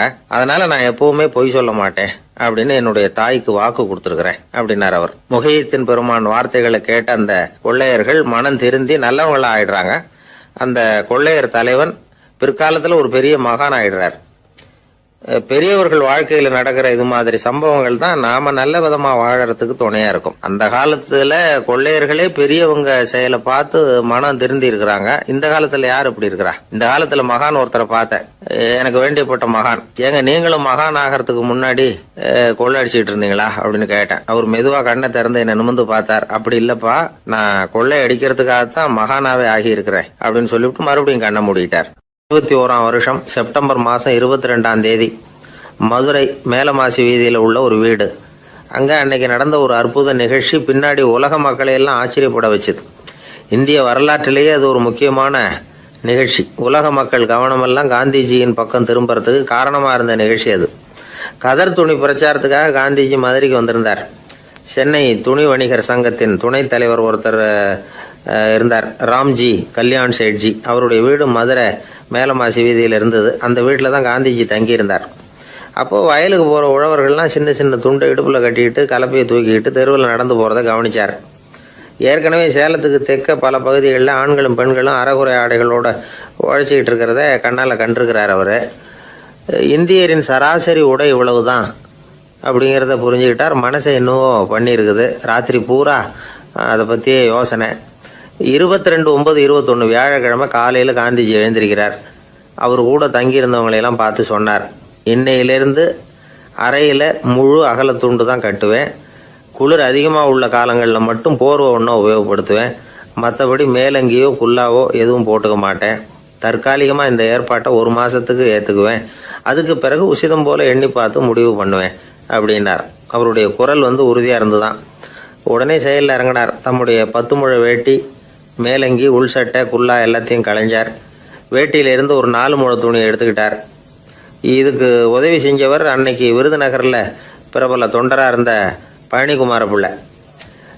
வெட்டி எடுத்த துண்டை நீள வாக்கில் ரெட்டையா மடிச்சார். அதை இடுப்புல துண்டு மாதிரி கட்டிக்கிட்டாரு. தலையில சின்ன உச்சி குடுமி, அறையில சின்ன துண்டு. அண்ணல் காந்தி ஆண்டி கோலத்துல காட்சி அளிக்கிறார். கூட இருந்தவங்கள பார்த்து காரைக்குடிக்கு புறப்படலாமே அப்படின்னார். அவர் நண்பர்களும் சீடர்களும் திகைச்சு போய் நிற்கிறாங்க. இந்த விரதம் நிரந்தரமா ஆயிடுமோங்கிற பயம் அவங்களுக்கு. எப்படியோ இந்த விவரம் ராஜாஜிக்கும் அன்னைக்கு பிரபலமா விளங்கின தேசபக்தர் டாக்டர் TSS ராஜனுக்கும் எட்டுச்சு. உடனே 2 பேரும் ஓடி வந்தாங்க. வேண்டாமே இந்த கோலம் அப்படின்னாங்க. காந்திஜி தன்னுடைய முடிவில் உறுதியாக இருந்தார். ராஜாஜி என்னென்னமோ வாதமெல்லாம் பண்ணி பார்த்தார். உங்களுடைய வாதத்துக்கு என்னால் பதில் சொல்ல முடியல, இருந்தாலும் நான் செய்கிறது தான் சரிங்கிறதுல எனக்கு சந்தேகம் இல்லை. இன்னைக்கு அதிகாலை 3 மணி இருக்கும். நான் ஓரளவு விழிச்சுக்கிட்டேன். அதாவது உறக்கமும் விழிப்புமா இருந்த நிலையில எனக்கு இந்த எண்ணம் உண்டாச்சு. இது என்னுடைய அந்தராத்மாவின் ஆணை, அதை என்னால் மீற முடியாது அப்படின்னு சொல்லிவிட்டாராம் காந்திஜி. கதர் பிரச்சாரத்துக்காக காரைக்குடிக்கு கிளம்பினார். வாசல்ல 4 மோட்டார் வண்டிகள் காத்துக்கிட்டு இருந்தது. வீதியில 2 பக்கமும் ஜனங்கள். காந்திஜி இடுப்பு துணியோட மோட்டார் வண்டியில ஏறினார். நண்பர்களும் சீடர்களும் மக்களும் உடல் சிலிர்க்க அந்த காட்சியை பார்க்குறாங்க. மோட்டார் வண்டி நகர ஆரம்பிக்குது. எப்பேற்பட்ட காட்சி அது! சுக்கநாத பெருமானியே கூலி ஆளாக்கிய மண், அப்படி ஆக்கி மண் சுமக்க வச்ச மதுரை இல்லையா, அந்த மதுரை தான் காந்திஜி துறவி கோலம் கொள்றதுக்கும் காரணமாக இருந்திருக்குது. இது இன்னைக்கு எத்தனை பேருக்கு தெரியும்? ஒரு தடவை காந்திஜி நேருவும் சுற்றுப்பயணம் செஞ்சாங்களாம். ஒரு இடத்துல நடந்து போயிட்டு இருக்கிறாங்க. குறுக்க ஒரு வாய்க்கால். நேரு என்ன பண்ணார் தெரியுமா? தன்னுடைய இளமை துடிப்பை காட்டுறதுக்காக கொஞ்சம் தூரம் பின்னாடி போய் அங்கேருந்து வேகமாக ஓடி வந்து அந்த வாய்க்காலை தாண்டினாராம். காந்திஜி அப்படி பண்ணல. பக்கத்தில் இருந்த பாலம் வழியா அந்த வாய்க்காலை கடந்து வந்தார். நேரு காந்திஜியை பார்த்து சிரிச்சுக்கிட்டே, என்ன மாதிரி நீங்களும் தாண்டி இருக்கலாமே அப்படின்னாராம். அதுக்கு காந்திஜி சிரிச்சுக்கிட்டே சொன்னாராம், 2 அடி முன்னேறதுக்காக 5 அடி பின்னாடி போறதா அப்படின்னாராம். ஒரு ஊர்ல ஒரு ராஜா இருந்தார். அந்த ராஜாவுக்கு ஒரு புள்ள. அந்த புள்ளைக்கு விவரமே தெரியாது. அவன் ஒரு முட்டாளுங்கிறது எல்லாருக்கும் தெரியும். ஆனாலும் அவன் தான் அடுத்தபடியா ஆட்சிக்கு வர வேண்டியவன். ஆட்சி பொறுப்பை ஏற்க வேண்டிய ஒருத்தன் இப்படி இருந்தா என்ன பண்றது அப்படிங்கிறது எல்லாருக்கும் உள்ள கவலை. மன்னர் அமைச்சர்களை கூட்டினார். ஆலோசனை கேட்டார், என்ன பண்ணலாம்னு. இவனை இன்னொரு நாட்டு பல்கலைக்கழகத்துக்கு அனுப்பி பார்க்கலாம். அங்கே போய் படிச்சுட்டு வரட்டும். நிறைய படிச்சுட்டு நல்ல ஞானத்தோட திரும்பி வரட்டும். அதுக்கப்புறம் பார்த்துக்கலாம் அப்படிங்கிறது அவங்க சொன்ன ஆலோசனை. மன்னருக்கும் அது சரின்னு தோணுச்சு. மகனை வெளி தேசத்துக்கு அனுப்பி வச்சார். இவனும் போனான். ஒரு பல்கலைக்கழகத்தில் சேர்ந்தான். நிறைய படித்தான். அதுக்கப்புறம் தந்தைக்கு ஒரு கடிதம் எழுதினான். தந்தையே, நான் நிறைய படிச்சுட்டேன், இனிமேல் நாடு திரும்பலாம்னு நினைக்கிறேன் அப்படின்னு எழுதினான். மன்னருக்கு ரொம்ப மகிழ்ச்சி. அதாவது புள்ள படிச்சுட்டான் அப்படிங்கிற ஆனந்தம். உடனே பையன் திரும்பி வர்றதுக்கு ஏற்பாடு பண்ணார். இளவரசன் நாடு திரும்பினான். அதை கொண்டாடுறதுக்காக அரண்மனையில் ஒரு பெரிய விருந்துக்கு ஏற்பாடு பண்ணியிருந்தாங்க. முக்கியமானவங்கள்லாம் அதில் கலந்துக்கிட்டாங்க. அந்த விருந்துக்கு முனிவர் ஒருத்தரும் வந்திருந்தார். அவர் இளவரசன் கிட்ட போய் உட்காந்து விசாரிக்கிறார். என்னப்பா, எப்படி படிச்சிருக்கிற அப்படின்னு கேட்டார். நிறைய படிச்சுட்டு வந்திருக்கிறேங்க அப்படின்னா அவன். என்னெல்லாம் படிச்ச அப்படின்னாரான். எல்லாத்தையும் விவரமா சொல்லியிருக்கிறான். அவன் அப்படி சொல்லிட்டு இருக்கும் பொழுதே முனிவர் என்ன பண்ணார், தன்னுடைய மோதிரத்தை கழட்டி உள்ளங்கையில வச்சு அப்படியே மூடிக்கிட்டாரான். அப்படியே கையை நீட்டி அவன் முன்னாடி காட்டினார். இந்த பாருப்பா, என் கைக்குள்ள என்ன இருக்கு சொல்லு பார்க்கலாம் அப்படின்னாரான். இளவரசன் ஒரு கணம் யோசிச்சான். அதுக்கப்புறம் உங்க கைக்குள்ள இருக்கிறது வட்டமான ஒரு பொருள், நடுவுல ஒரு துளை இருக்கும் அப்படின்னு. முனிவர் தகைச்சு போட்டார். பையன் பெரிய அறிவாளி ஆயிட்டான் போல இருக்க அப்படின்னு நினைச்சுட்டார். அதுக்கப்புறம் கேட்டார், சரி, என் கையில் இருக்கிறது வட்டமான பொருள், நடுவுல துளை இருக்குங்கிறத சொல்லிவிட்டேன், அதோட பேர் என்ன, அதை சொல்லு அப்படின்னாராம். இளவரசன் கொஞ்சம் யோசனை பண்ணியிருக்கான். அப்புறம் சொன்னானா, முனிவரே, நான் படிச்ச விஞ்ஞானம் உங்களுக்கு பதில் சொல்றதுக்கு உதவல, இருந்தாலும் பதில் சொல்றேன், அது ஒரு வண்டி சக்கரம் அப்படின்னானா. இப்பதான் முனிவர் யோசிச்சாராம். அவருக்கு புரிஞ்சுதான், அதாவது முட்டாளை படிக்க வைக்கலாம், ஆனால் சிந்திக்க வைக்க முடியாது அப்படிங்கிறத அவர் புரிஞ்சுக்கிட்டாராம். தகவல் அறிவு ஞானமாகாது அப்படிங்கிறார் ஓஷோ. ஏன்னா தகவல்கள் மாறுதலை ஏற்படுத்துறது இல்லை, ஆனால் ஞானம்ங்கிறது மாறுதலால் உண்டாகக்கூடிய ஒன்று. அதுதான் ரெண்டுக்கும் உள்ள வித்தியாசம். மனம் சரியான வழிக்கு வரணும், அதுக்கப்புறம் படிக்கிற கல்வி தான் உண்மையான கல்வி. சரி, மனம் சரியா வர்றதுக்கு என்ன வழி அப்படின்னு கேட்டா, மனிதன் முழு மாறுதலுக்கான வழிமுறை தியானம் தான் அப்படிங்கிறார் அவர். அதனாலதான் நிறைய படிச்சிருக்கேன்னு சொல்றவன் எல்லாம் ஞானம் உள்ளவன் நினைச்சிடக்கூடாது. ஒருத்தர் இன்னொரு பெரிய மனிதரை அழைச்சிட்டு அறிமுகப்படுத்தினாராம். சார் நிறைய படிச்சிருக்கார், 3 MA வாங்கியிருக்கார், ஆனா ஒரு விஷயம், அப்பப்போ கொஞ்சம் திருடுவார், அவ்வளவுதான், மற்றபடி அவர் ஒரு பெரிய அறிவாளி தான் அப்படின்னாராம். ஒரு ஊர்ல ஒரு மன்னர் இருந்தார். அந்த ஊர்ல அடிக்கடி சேவல் சண்டை நடக்கிறது வழக்கம். அரண்மனையில ஒரு ஆள் இருந்தான். மன்னருக்காக அவன் ஒரு சேவல் வாங்கிட்டு வந்தான். சண்டை போடுறதுக்காக அந்த சேவலை தயார் பண்ணிகிட்டு இருந்தான். கொஞ்ச நாள் ஆச்சு. மன்னர் அந்த ஆளை கூப்பிட்டார். என்னப்பா சேவல் தயாராகிட்டுதா அப்படின்னு கேட்டார். இன்னும் அது தயாராகல மன்னா, இன்னும் வளரல, அதுக்கான தகுதி இன்னும் அதுக்கு வரல அப்படின்னா. எதனால் அப்படி சொல்கிறேன்னாரு. கோபம் ரொம்ப கடுமையாக இருக்குது அப்படின்னா. சரி அப்படின்னு விட்டுட்டார். மறுபடியும் கொஞ்ச நாள் ஆச்சு. இப்போ எப்படி நிலைமை, சேவல் தயாரா அப்படின்னார். இன்னும் இல்லை அரசே, மற்ற சேவல் எங்கேயாவது கூவுற சத்தம் கேட்டால் உடனே இது பரபரப்பாயிடுது, பக்கத்தில் ஒரு சேவலின் நிழலை கண்டா கூட இது பரபரப்பாயிடுது அப்படின்னா. சரி இன்னும் கொஞ்ச நாள் ஆகட்டும்னு விட்டுட்டார். கொஞ்ச நாள் ஆச்சு. இப்போ மறுபடியும் விசாரித்தார். இன்னும் நம்ம சேவலுக்கு அந்த தகுதி வரலமன்னா, போராட்ட உணர்வு அதுக்கு இன்னும் இருந்துக்கிட்டு தான் இருக்குது, உள்ளே மெதுவாக தான் எரிய ஆரம்பிச்சிருக்குது போராட்ட உணர்வு, அப்படி இருக்கக்கூடாது, அது பற்றி எரிய வேண்டாமா அப்படின்னா. இன்னும் கொஞ்ச நாள் ஆச்சு. இப்போ எப்படின்னு கேட்டார். இப்போ அவன் சொன்னான், மன்னா கிட்டத்தட்ட அது போருக்கு தயாராகிட்டுது அப்படின்னு நினைக்கிறேன்னா. எதனால் அப்படி சொல்கிற அப்படின்னு கேட்டார். மற்ற சேவலின் குரலை கேட்டால் அது அசைகிறதே இல்லை, ஒரு பொம்மை மாதிரி ஆயிடுது, அதுக்கு உள்ள ஒரு நுட்பமான விழிப்புணர்வு வந்துட்டுது, அதனால் அது அமைதியாக இருக்குது, மௌனமாக இருக்குது. இனிமேல் அதுக்கு இணையான சேவலே கிடையாது. வெற்றி பெற அது போராட வேண்டிய அவசியமே இல்லை, அதை பார்த்த உடனே எதிரி சேவல்கள் பயந்துட்டு ஓடி போடும் அப்படின்னு சொன்னானான். அந்த சேவலை வளர்த்தவர் சி சிங் சு அப்படின்னு பேர். இந்த சுசுகி சொன்ன கதையும் அது. ஞானிகள் என்ன சொல்கிறாங்க தெரியுமா, அந்த சேவலின் ரகசியத்தை நீயும் கற்றுக்கொள், நீ அப்படி ஆயிடு, சண்டை போடாமலே வெற்றிகள் பெறுகிற நுட்பத்தை புரிந்துகொள். இதுதான் ஞானிகள் உபதேசம். ஒரு குருக்கிட்ட ஒருத்தன் போயிருக்கிறான். எனக்கு சண்டை போட கற்றுக் கொடுங்கண்ணா, அதுக்கு என்ன செய்யணும்னார். என்ன உங்கள் மாணவனாக சேர்த்துங்கண்ணா. சரி இப்போ உன்னுடைய பலம் என்னன்னு கேட்டிருக்கார். இப்போ நான் தனி ஆளாக இருந்து ஒரு 100 பேரை சமாளிப்பேன் நானா. சரி அப்படின்னா என்னுடைய மாணவனாக உன்னை சேர்த்துக்கிறேன்ருக்கார். சேர்த்துக்கிட்டார். 6 மாதம் பயிற்சி கொடுத்தார். அதுக்கப்புறம் இவனை கூப்பிட்டு கேட்டார், இப்போ உன்னுடைய திறமை எவ்வளவுன்னு. இப்போ நான் தனி ஆளாக இருந்து ஒரு 50 பேரை சமாளிப்பேன் நானா. இன்னும் உனக்கு பயிற்சி தேவைன்னாராம். தொடர்ந்து சில நுட்பங்களை எல்லாம் சொல்லி கொடுத்துருக்கிறார். 1 வருஷம் ஆச்சு. எல்லாத்தையும் கற்றுக் கொடுத்துட்டார். அப்புறம் கூப்பிட்டு கேட்டார், இப்போ உன்னுடைய திறமை எப்படிப்பா, எதிரிகள் எத்தனை பேரை உன்னால் சமாளிக்க முடியும்னாராம். அவன் சொன்னான், ஐயா எதிரிகளின் பலம் என்னங்கிறத புரிஞ்சிக்காம அதை நான் சொல்ல முடியாதுன்னு நானும். இனிமேல் உனக்கு பயிற்சி தேவையில்லை, போயிட்டு வான்னு அனுப்பி வச்சுட்டாரான். ஒரு உண்மையை நாம் புரிஞ்சுக்கணும். அதாவது அடிக்கிறதுக்கு நமக்கு துணிச்சல் தேவையில்லை, அடிக்காமல் இருக்கிறதுக்கு தான் துணிச்சல் தேவை. அடித்தா திருப்பி அடிக்கிறவன் மன உறுதி உள்ளவன் இல்லை, அடித்தா திருப்பி அடிக்காமல் இருக்கிறான் பாருங்க, அவன் தான் மன உறுதி உள்ளவன். ஒருத்தன் தலை திரிக்க வேகமாக ஓடிக்கிட்டு இருந்தான். நான் எங்கடா ஓடுற அப்படின்னா, எதுக்கு வந்தவன், ஒரு சண்டையை நிறுத்தத்தான் இப்படி ஓடுறேன் அப்படின்ட்டுருக்கான். யாருக்கும் சண்டை, எனக்கும் இன்னொரு ஆளுக்கும் சண்டை அப்படின்னு நான். அவன் எது ரொம்பவும் கஷ்டமான காரியம் அப்படின்னு கேட்டார் ஒருத்தர். ஒருத்தருக்கு ஒருத்தர் சண்டை போடாமல் இருக்கிறது தான் ரொம்ப கஷ்டமான காரியம் அப்படின்னு தோணுது. ஒரு நாட்டுக்கும் இன்னொரு நாட்டுக்கும் சண்டை, நாட்டுக்குள்ளேயே ஒரு குரூப்புக்கும் இன்னொரு குரூப்புக்கும் சண்டை. ஏன் சண்டை போட்டுக்கிறீங்கன்னு கேட்டு பாருங்கள். நாங்கள் சமாதானத்துக்காக தான் சண்டை போட்டுக்கிறோம் அப்படிம்பாங்க. வாழறதுக்காக பிறந்த மனுஷன் லட்சியத்துக்காக உயிரை விட தயார் அப்படின்னு சொல்லிகிட்டு இருப்பான். அப்படி உயிரை விடுறவங்கள நாமளும் பாராட்டுவோம்.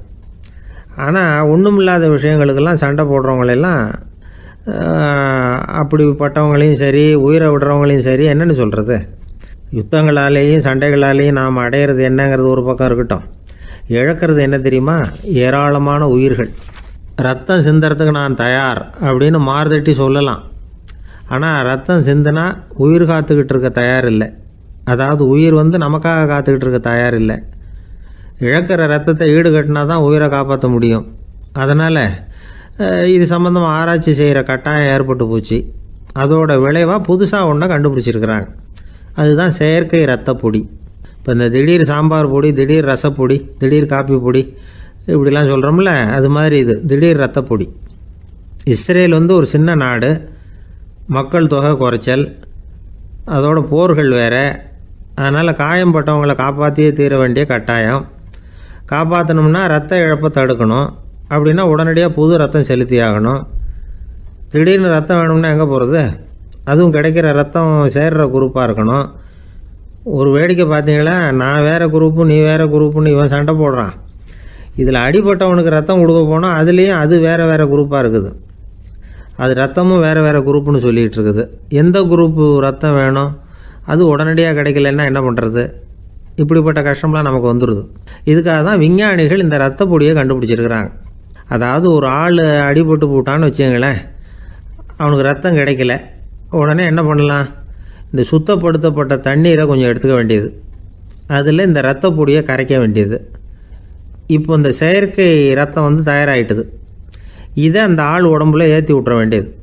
இயற்கையாக நம்ம உடம்பில் இருக்கிற ரத்தம் என்னென்ன வேலை செய்யுதோ அதே வேலையை இதுவும் செய்யும். அதாவது ஆக்சிஜனை உடம்புல எல்லா இடத்துக்கும் எடுத்துகிட்டு போகுது.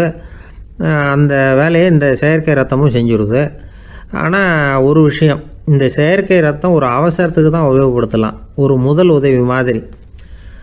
அதை அப்படியே நிரந்தரமாக விட்டுற முடியாது. பின்னாடி வந்து தேவையான குரூப்பு உண்மையான ரத்தம் கிடைச்ச உடனே அதை செலுத்திக்கணும்.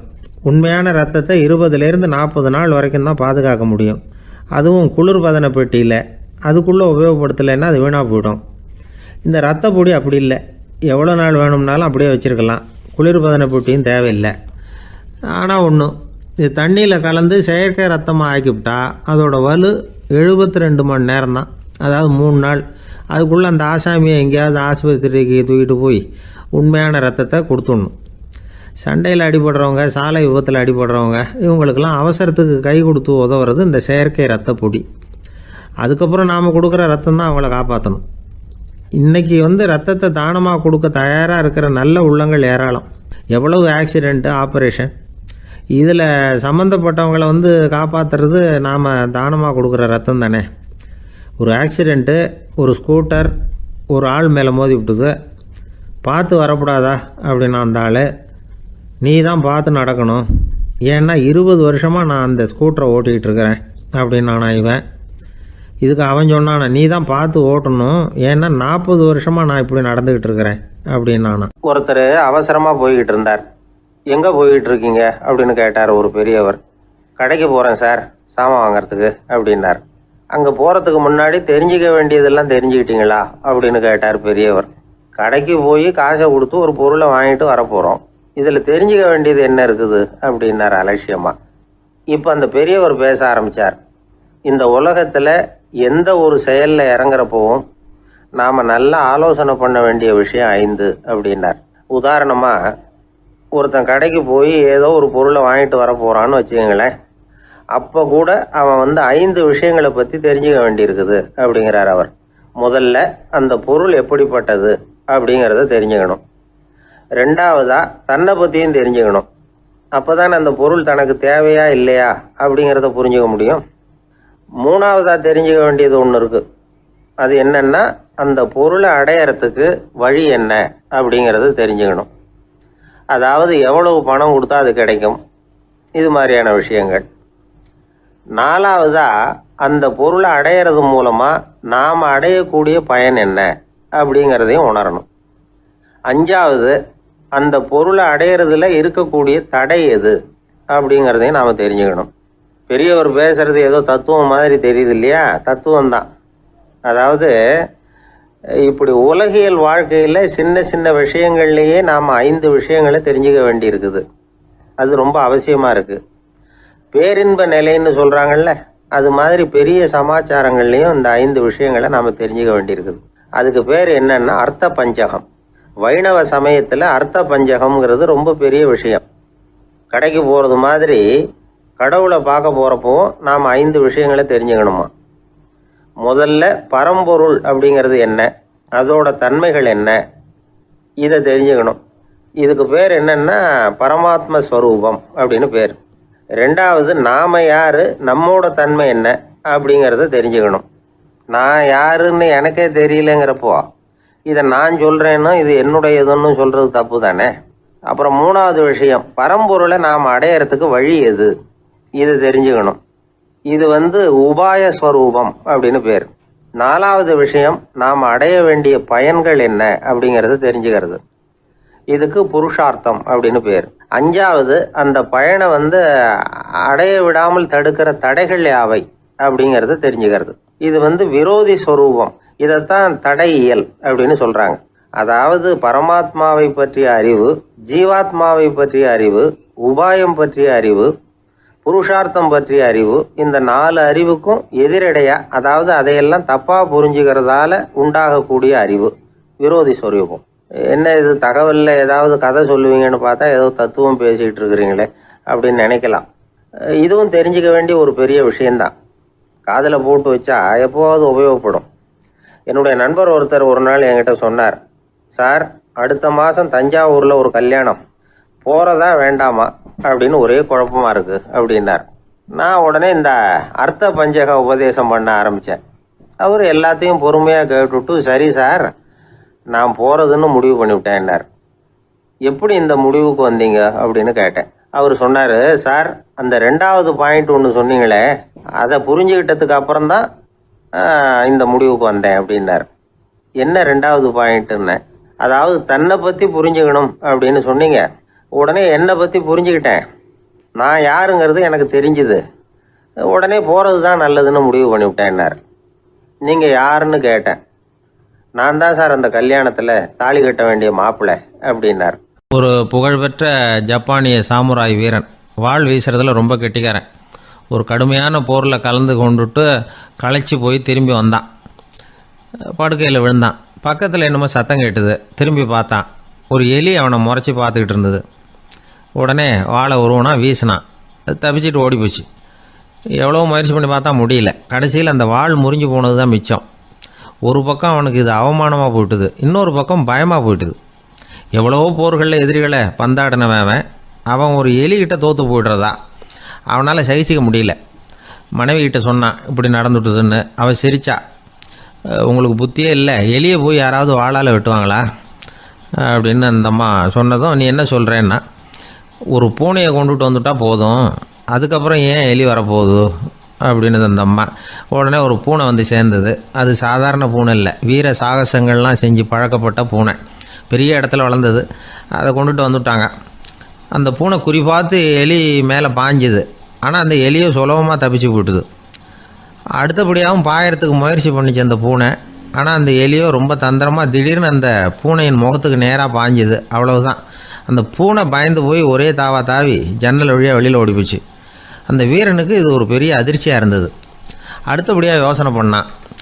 ராஜா வளர்த்துக்கிட்டு இருந்த அரண்மனை பூனையை ஒரு நாள் ஏரவலா கேட்டு வாங்கிட்டு வந்தான். ஊர் உலகம்லாம் பேர் வாங்கின பூனை இது. அந்த பூனையாலும் அந்த எலியை ஒன்றும் செய்ய முடியல. வீரனுக்கு ரொம்ப அதிர்ச்சி. அந்த அரண்மனை பூனைகிட்டையே போய் புலம்புனான். அரண்மனை பூனையே, நீயே தோற்று போயிட்டியே, இனிமேல் நான் என்ன செய்ய முடியும்னா. அந்த பூனை சிந்திச்சுது. அப்புறம் சொல்லிச்சு, இந்த காரியத்துக்கு இந்த மேல்மட்ட விவகாரம்லாம் சரிப்பட்டு வராது. சாதாரண வீட்டு பூனை கிடச்சிதுன்னா அதை கொண்டுகிட்டு வந்து விட்டுப்பார் அப்படின்னுது. சாதாரண பூனையால் என்ன செஞ்சிட முடியும்னா இவன் நம்பிக்கை இல்லாமல். இப்போது அந்த அரண்மனை பூனை சொல்லிச்சு, பெரிய வீட்டு பூனையெல்லாம் நல்லா சாப்பிட்டு தூங்கி பழக்கப்பட்டிருக்கோம். அதுக்கெல்லாம் ராஜதந்திரம் தெரியும், ஆனால் எலி பிடிக்க தெரியாது. அதுக்கான வளர்ப்பும் இல்லை, பயிற்சியும் இல்லை. ஏன்னா அதுக்கெல்லாம் பசி கிடையாது. சாதாரண வீட்டு பூனை அப்படி இல்லை, பசிக்கு ஆகாரம் தேடி அலையும். எலிகளை பிடிச்சி சாப்பிட்டுட்டு தான் உயிர் வாழும். அதனால் அதுகளுக்கு எலியை பிடிக்கிற எல்லா உத்திகளும் தெரியும், எங்களுக்கு தெரியாது அப்படின்னுது. அது சரியே, அதுவும் பூனை தான், நீயும் பூனை தான், அதால் முடிகிற காரியம் ஏன் உன்னால் முடியல அப்படின்னு கேட்டான் இவன். இதுக்கு அந்த பூனை சொல்லிச்சு, இதே கேள்வியை நானும் கேட்டேன், உன்னுடைய தந்திர முறை என்னன்னு கேட்டேன். அதுக்கு பதில் சொல்லாமல் படுத்து தூங்கி போச்சு. அதை மறுபடியும் எழுப்பி கேட்டேன், அதுக்கு கோவம் வந்துட்டுது. இதில் என்ன தந்திர முறை வேண்டியிருக்கு, நான் ஒரு பூனை அவ்வளவுதான். பூனைன்னா பூனை, பூனை எலியை பிடிக்கும், நான் எலியை பிடிக்கிறேன் அவ்வளவுதான்னுது அப்படின்னு சொல்லி விவரமாக சொல்லிச்சு அந்த அரண்மனை பூனை. உடனே ஒரு சாதாரண பூனையை கொண்டுட்டு வந்துட்டாங்க. கொண்டாந்து விட்டால் அது பார்க்குறதுக்கு ரொம்ப சாதாரணமாக தெரிஞ்சுது. இந்த வீரனுக்கு நம்பிக்கை வரல. இருந்தாலும் அதை கொண்டுட்டு வந்து வீட்டுக்குள்ளே விட்டான். ஒரே நிமிஷம் அந்த எலியை கவிட்டு வெளியில் ஓடிப்போச்சு. மேலிடத்து பூனைகள்லாம் இதை வேடிக்கை பார்த்துக்கிட்டு வெளியில் நின்றுக்கிட்டு இருக்குது. எல்லாரும் மெதுவாக அந்த பூனையை நெருங்கி, உங்ககிட்ட அப்படி என்ன தனிப்பட்ட திறமை, அதோட ரகசியம் என்னன்னு கேட்டாங்க. அந்த சாதாரண பூனை ரொம்ப சாதாரணமாக சொல்லிச்சான், அதெல்லாம் எனக்கு தெரியாது, நான் பூனை அவ்வளவுதான், நீங்களும் பூனையாக இருங்கோ அப்படின்னு சொல்லிவிட்டு அந்த பூனை தன்னுடைய வாயில் கவிய எலியோடு அங்கேருந்து நடந்து போச்சு. இந்த கதையிலேருந்து நாம் புரிஞ்சிக்க வேண்டிய தத்துவம் என்னென்னா, நீயாக இரு. இதுதான் அந்த தத்துவம். நம்ம ஒவ்வொருத்தருக்கு உள்ளேயும் ஒரு தனித்தன்மை இருக்குது. இதை அவங்கவுங்க புரிஞ்சுக்கிட்டு உண்மை இயல்பு புரிஞ்சுக்கணும். நம்முடைய இயல்பு என்னங்கிறது நமக்கு தெரியணும். அதை கண்டுபிடிக்கிறது தான் உண்மையான கலை. ஒரு பெரிய மனுஷன் வாயை அகலமாக திறந்து வச்சுட்டு தூங்கிட்டு இருந்தான். உடனே ஒரு எலி உள்ளே பூந்துட்டு தான். வீட்டு வேலையாள் டாக்டருக்கு ஃபோன் பண்ணான். எங்கள் முதலாளி வாய்க்குள்ளே ஒரு எலி பூந்துட்டுது டாக்டர் அப்படின்னா. நான் உடனே புறப்பட்டு வரேன், அதுக்கு முன்னாடி நீ ஒரு ரொட்டி துண்டை எடுத்து ஒரு வாய்க்கு முன்னாடி காட்டு, உள்ளே போன எலி வெளியில் வந்துடும்னார் டாக்டர். சரின்னு சொல்லிவிட்டான். கொஞ்ச நேரத்தில் டாக்டர் அங்கே போய் சேர்ந்தார். அப்போ வேலைக்காரன் ஒரு பெரிய மீனை அவர் வாய்க்கு நேராக இப்படியும் இப்படியும் ஆட்டிக்கிட்டு இருந்தான். நான் ரொட்டி துண்டை தானே காட்ட சொன்னேன்னார் டாக்டர். அவன் சொன்னான், எலியை வெளியில் கொண்டுகிட்டு வர்றதுக்கு ரொட்டி துண்டை காட்ட சொன்னீங்க டாக்டர், அதுக்கப்புறம் அந்த எலியை துரத்திக்கிட்டு ஒரு பூனை உள்ளே போயிருக்கு, அதுக்காக தான் இந்த மீனை காட்டிகிட்டு இருக்கேன் நானா. இது எதுக்குன்னா இப்படி வேடிக்கையாக சொல்கிறது, பூனை பூனையாக இருக்க வேண்டும், எலி எலியாக இருக்க வேண்டும், மனுஷன் மனுஷனாக இருக்க வேண்டும் அப்படிங்கிறத புரிஞ்சுக்கிறது. நாம் நாமாக இருக்கிற வரை வெற்றி நிச்சயம். உழைப்பும் நேர்மையும் உயர்வதற்கு வழிகள். அதை விட்டுட்டு உட்கார்ந்த இடத்துல இருந்துகிட்டே உயர போகணும் அப்படின்னு ஆசை கற்பனை பண்றாங்க. அந்த கற்பனையிலேயே பாதி வாழ்க்கை ஓடி போடுது. உழைப்புங்கிற வழியையும் நேர்மைங்கிற வழியையும் ஒதுக்கி விட்டு குறுக்கு வழியில ஓட நினைக்கிறவங்க குப்புற விழுந்துடுறாங்க. எந்த தொழிலை நாம செய்தாலும் சரி, அந்த தொழிலுக்குரிய பெருமையை நாம புரிஞ்சுக்கிட்டு அதுல ஈடுபடணும். அப்படி இல்லாம என்ன சார் பொழப்புது, இந்த தொழிலை மனுஷன் செய்வானா அப்படி புலம்பிக்கிட்டே இந்த தொழிலையே செஞ்சுக்கிட்டு இருக்கிறவங்க நம்மள பல பேர் உண்டு. செய்யும் தொழிலே தெய்வம் அப்படின்னு சொல்றாங்கல்ல, அப்படி சொல்றது எதுக்காக? அந்த அளவுக்கு அதுல ஒரு ஈடுபாடு வேணுங்கிறதுக்காகத்தான். ஒரு பெரிய மலைப்பகுதி, அந்த மலை அடிவாரத்துல ஒரு சிற்பி உட்காந்து ஒரு சிலையை வடிச்சுக்கிட்டு இருக்கிறான். கையில ஒரு சின்ன உளிய வச்சுக்கிட்டு ஒரு பெரிய கருங்கல் பாறையை கொஞ்சம் கொஞ்சமா உடைச்சுக்கிட்டு இருக்கான். ஒரு சிற்பத்தை வடிக்கிறதுங்கிறது அவ்வளவு உன்னதமான ஒரு தொழிலா? எல்லாராலையும் முடியுமா அது? அப்படி இருந்தும் அந்த சிற்பிக்கு மன நிறைவில்லை. அவன் நினைக்கிறான், இந்த கடுமையான வெயில்ல உட்கார்ந்து வேலை செய்யறது எவ்வளவு கஷ்டம். நாம ஒரு சிற்பியா இருக்கிறதுனால தானே சூரியன் கடுமையான வெப்ப கதிர்களை நம்ம மேல வீசுறான். நாமளே அந்த சூரியனா இருந்துட்டா இந்த கஷ்டம் இருக்காதே. நம்மளை கஷ்டப்படுத்துறவன் நம்மளோட வலிமை உள்ளவன், அதனால நாம அவனா மாறி விடுறதுதான் நல்லது அப்படின்னு அந்த சிற்பி யோசனை பண்ணான். அவன் எண்ணம் உடனே நிறைவேறிட்டுது. இயற்கைங்கிற மாபெரும் சக்தி அவனை ஒரு சூரியனா மாத்தி விட்டது. சிற்பி இப்போ ஒரு சூரியனா மாறினான்.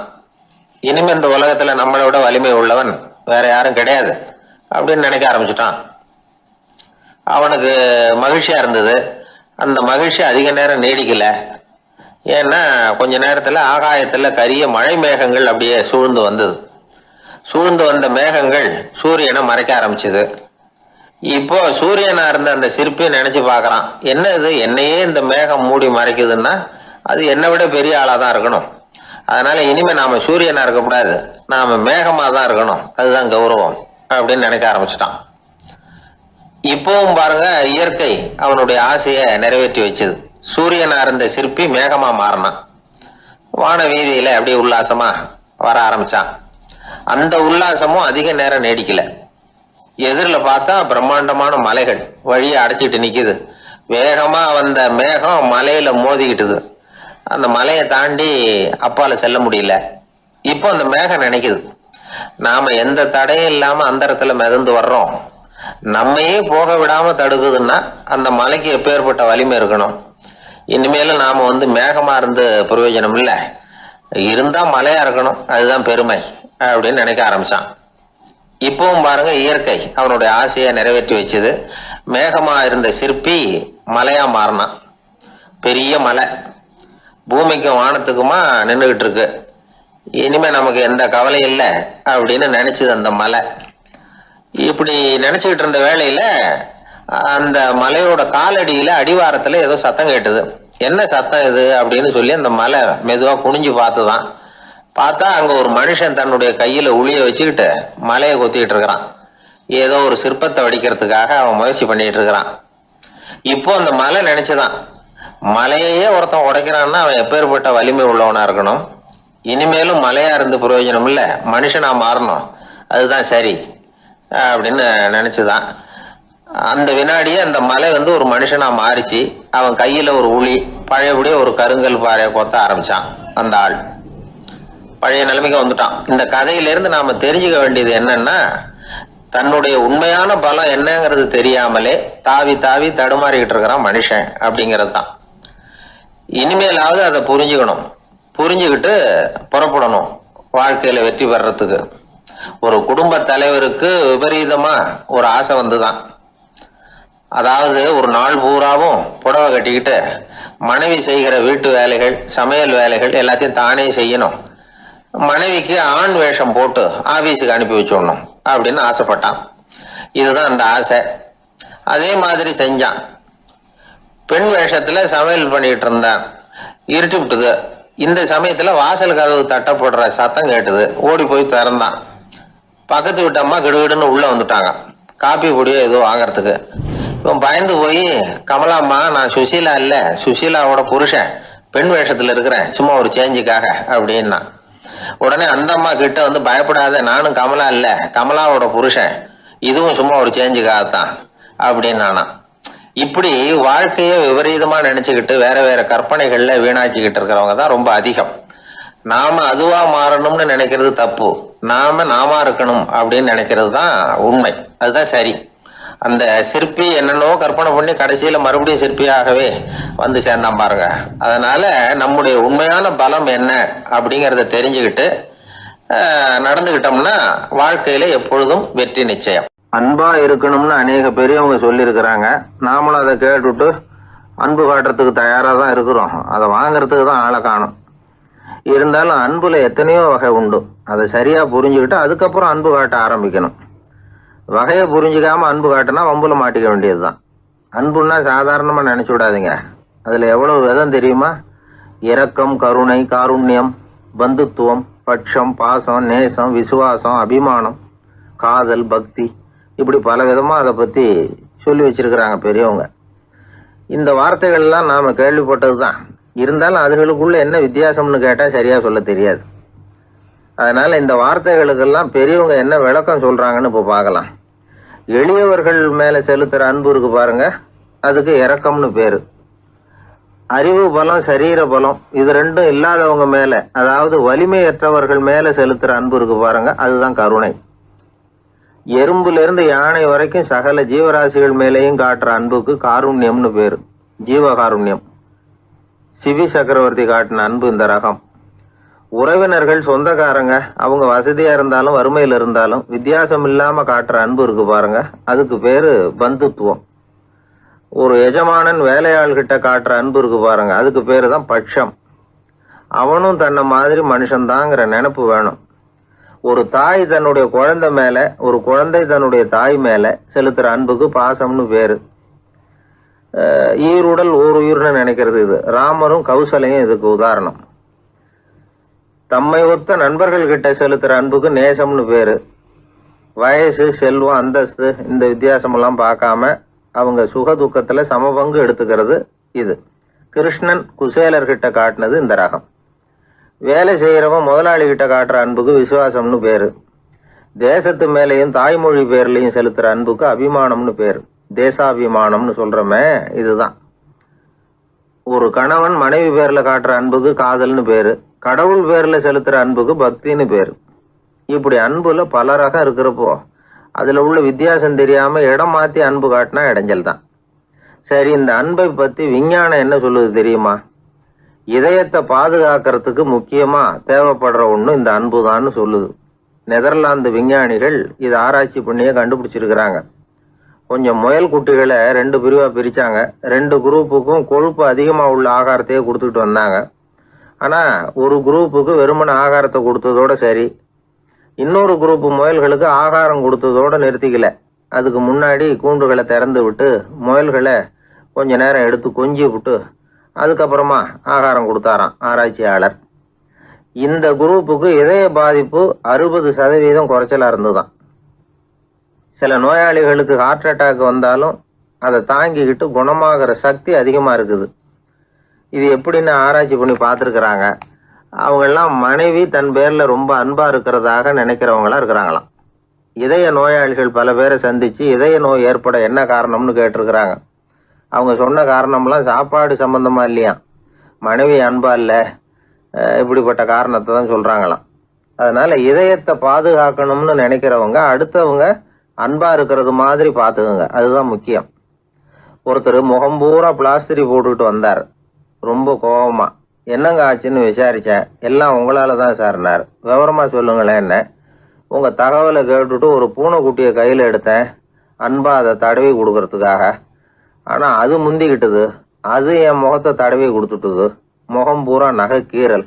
அதுதான் இப்படி அப்படின்னார். அன்புல அறிவு சேராததுனால வந்த கோளாறு இது. ஒரு கோவில்ல ஆன்மீக சொற்பொழிவு நடந்துகிட்டு இருக்குது. ஒரு பெரியவர் பேசிக்கிட்டு இருக்கார். கடவுளை பத்தியும் சொர்க்கத்தை பத்தியும் மனுஷனை பத்தியும் அவர் விவரமா பேசுறார். எல்லாரும் உட்காந்து கேட்கறாங்க. அந்த கூட்டத்துல ஒரு தத்துவ ஞானியும் உட்கார்ந்துருக்கிறார். அவரு அவருடைய நண்பர். பேசி முடிச்சதும் அந்த பெரியவர் மேடையை விட்டு இறங்கினார். நேரா அந்த தத்துவ ஞானிகிட்ட வந்தார். எப்படி இருந்தது என்னுடைய பேச்சு அப்படின்னு கேட்டார். நீங்க பேசினது ஒண்ணுக்கு ஒண்ணு முரண்பாடா தெரிஞ்சது அப்படின்னாரா இவரு. நான் என்ன அப்படி தப்பா பேசிவிட்டேன் அப்படின்னாரா அவரு. கடவுளை நம்புகிறவன் சொர்க்கத்துக்கு போவான்னு சொன்னீங்க, அப்புறம் நல்ல விதமா வாழறவன் சொர்க்கத்துக்கு போவான்னு சொன்னீங்க அப்படின்னாராம். இதுல என்ன முரண்பாடுன்னு கேட்டிருக்காரு அவர்.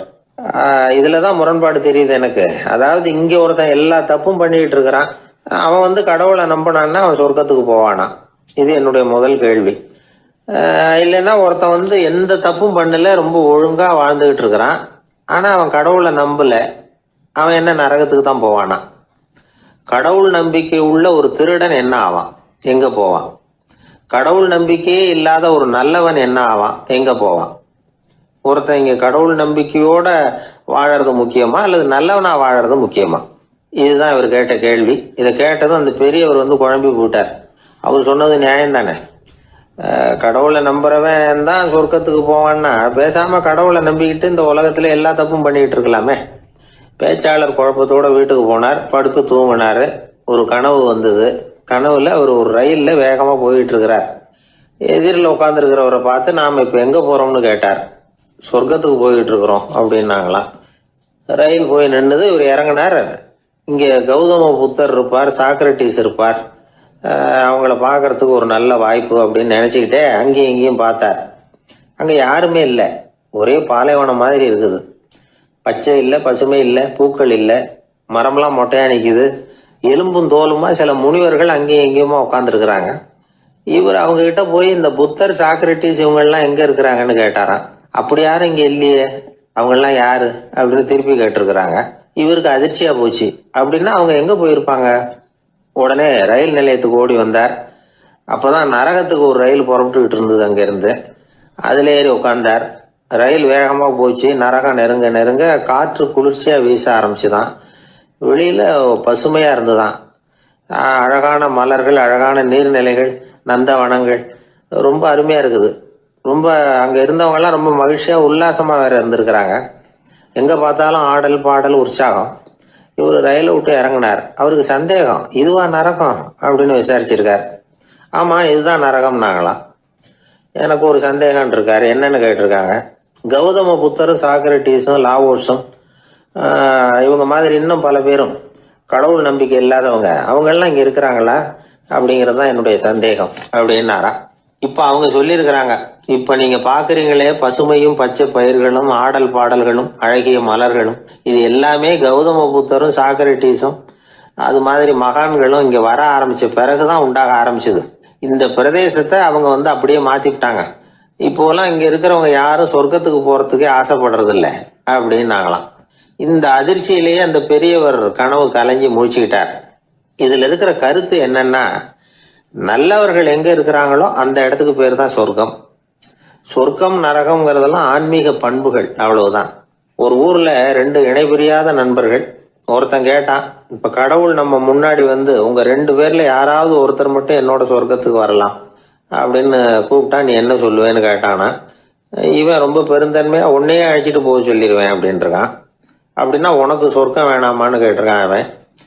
நீ என்னை விட்டுட்டு போனாவே அப்புறம் இந்த பூலோகமே எனக்கு சொர்க்கம் தாண்டா அப்படின்னு நானா இவன். வாயில கொழுப்பு இருந்தாலும் பரவாயில்ல சார், எப்படியாவது ஒரு வழியா சமாளிச்சுக்கலாம். ஆனா வயத்துல மட்டும் கொழுப்பு இருக்கக்கூடாது சார். அப்படி இருந்தா அதான் அலட்சியமாவும் விட்டுறக்கூடாது சார் அப்படின்னு ஒருத்தர் சொல்லிட்டு வந்தார்.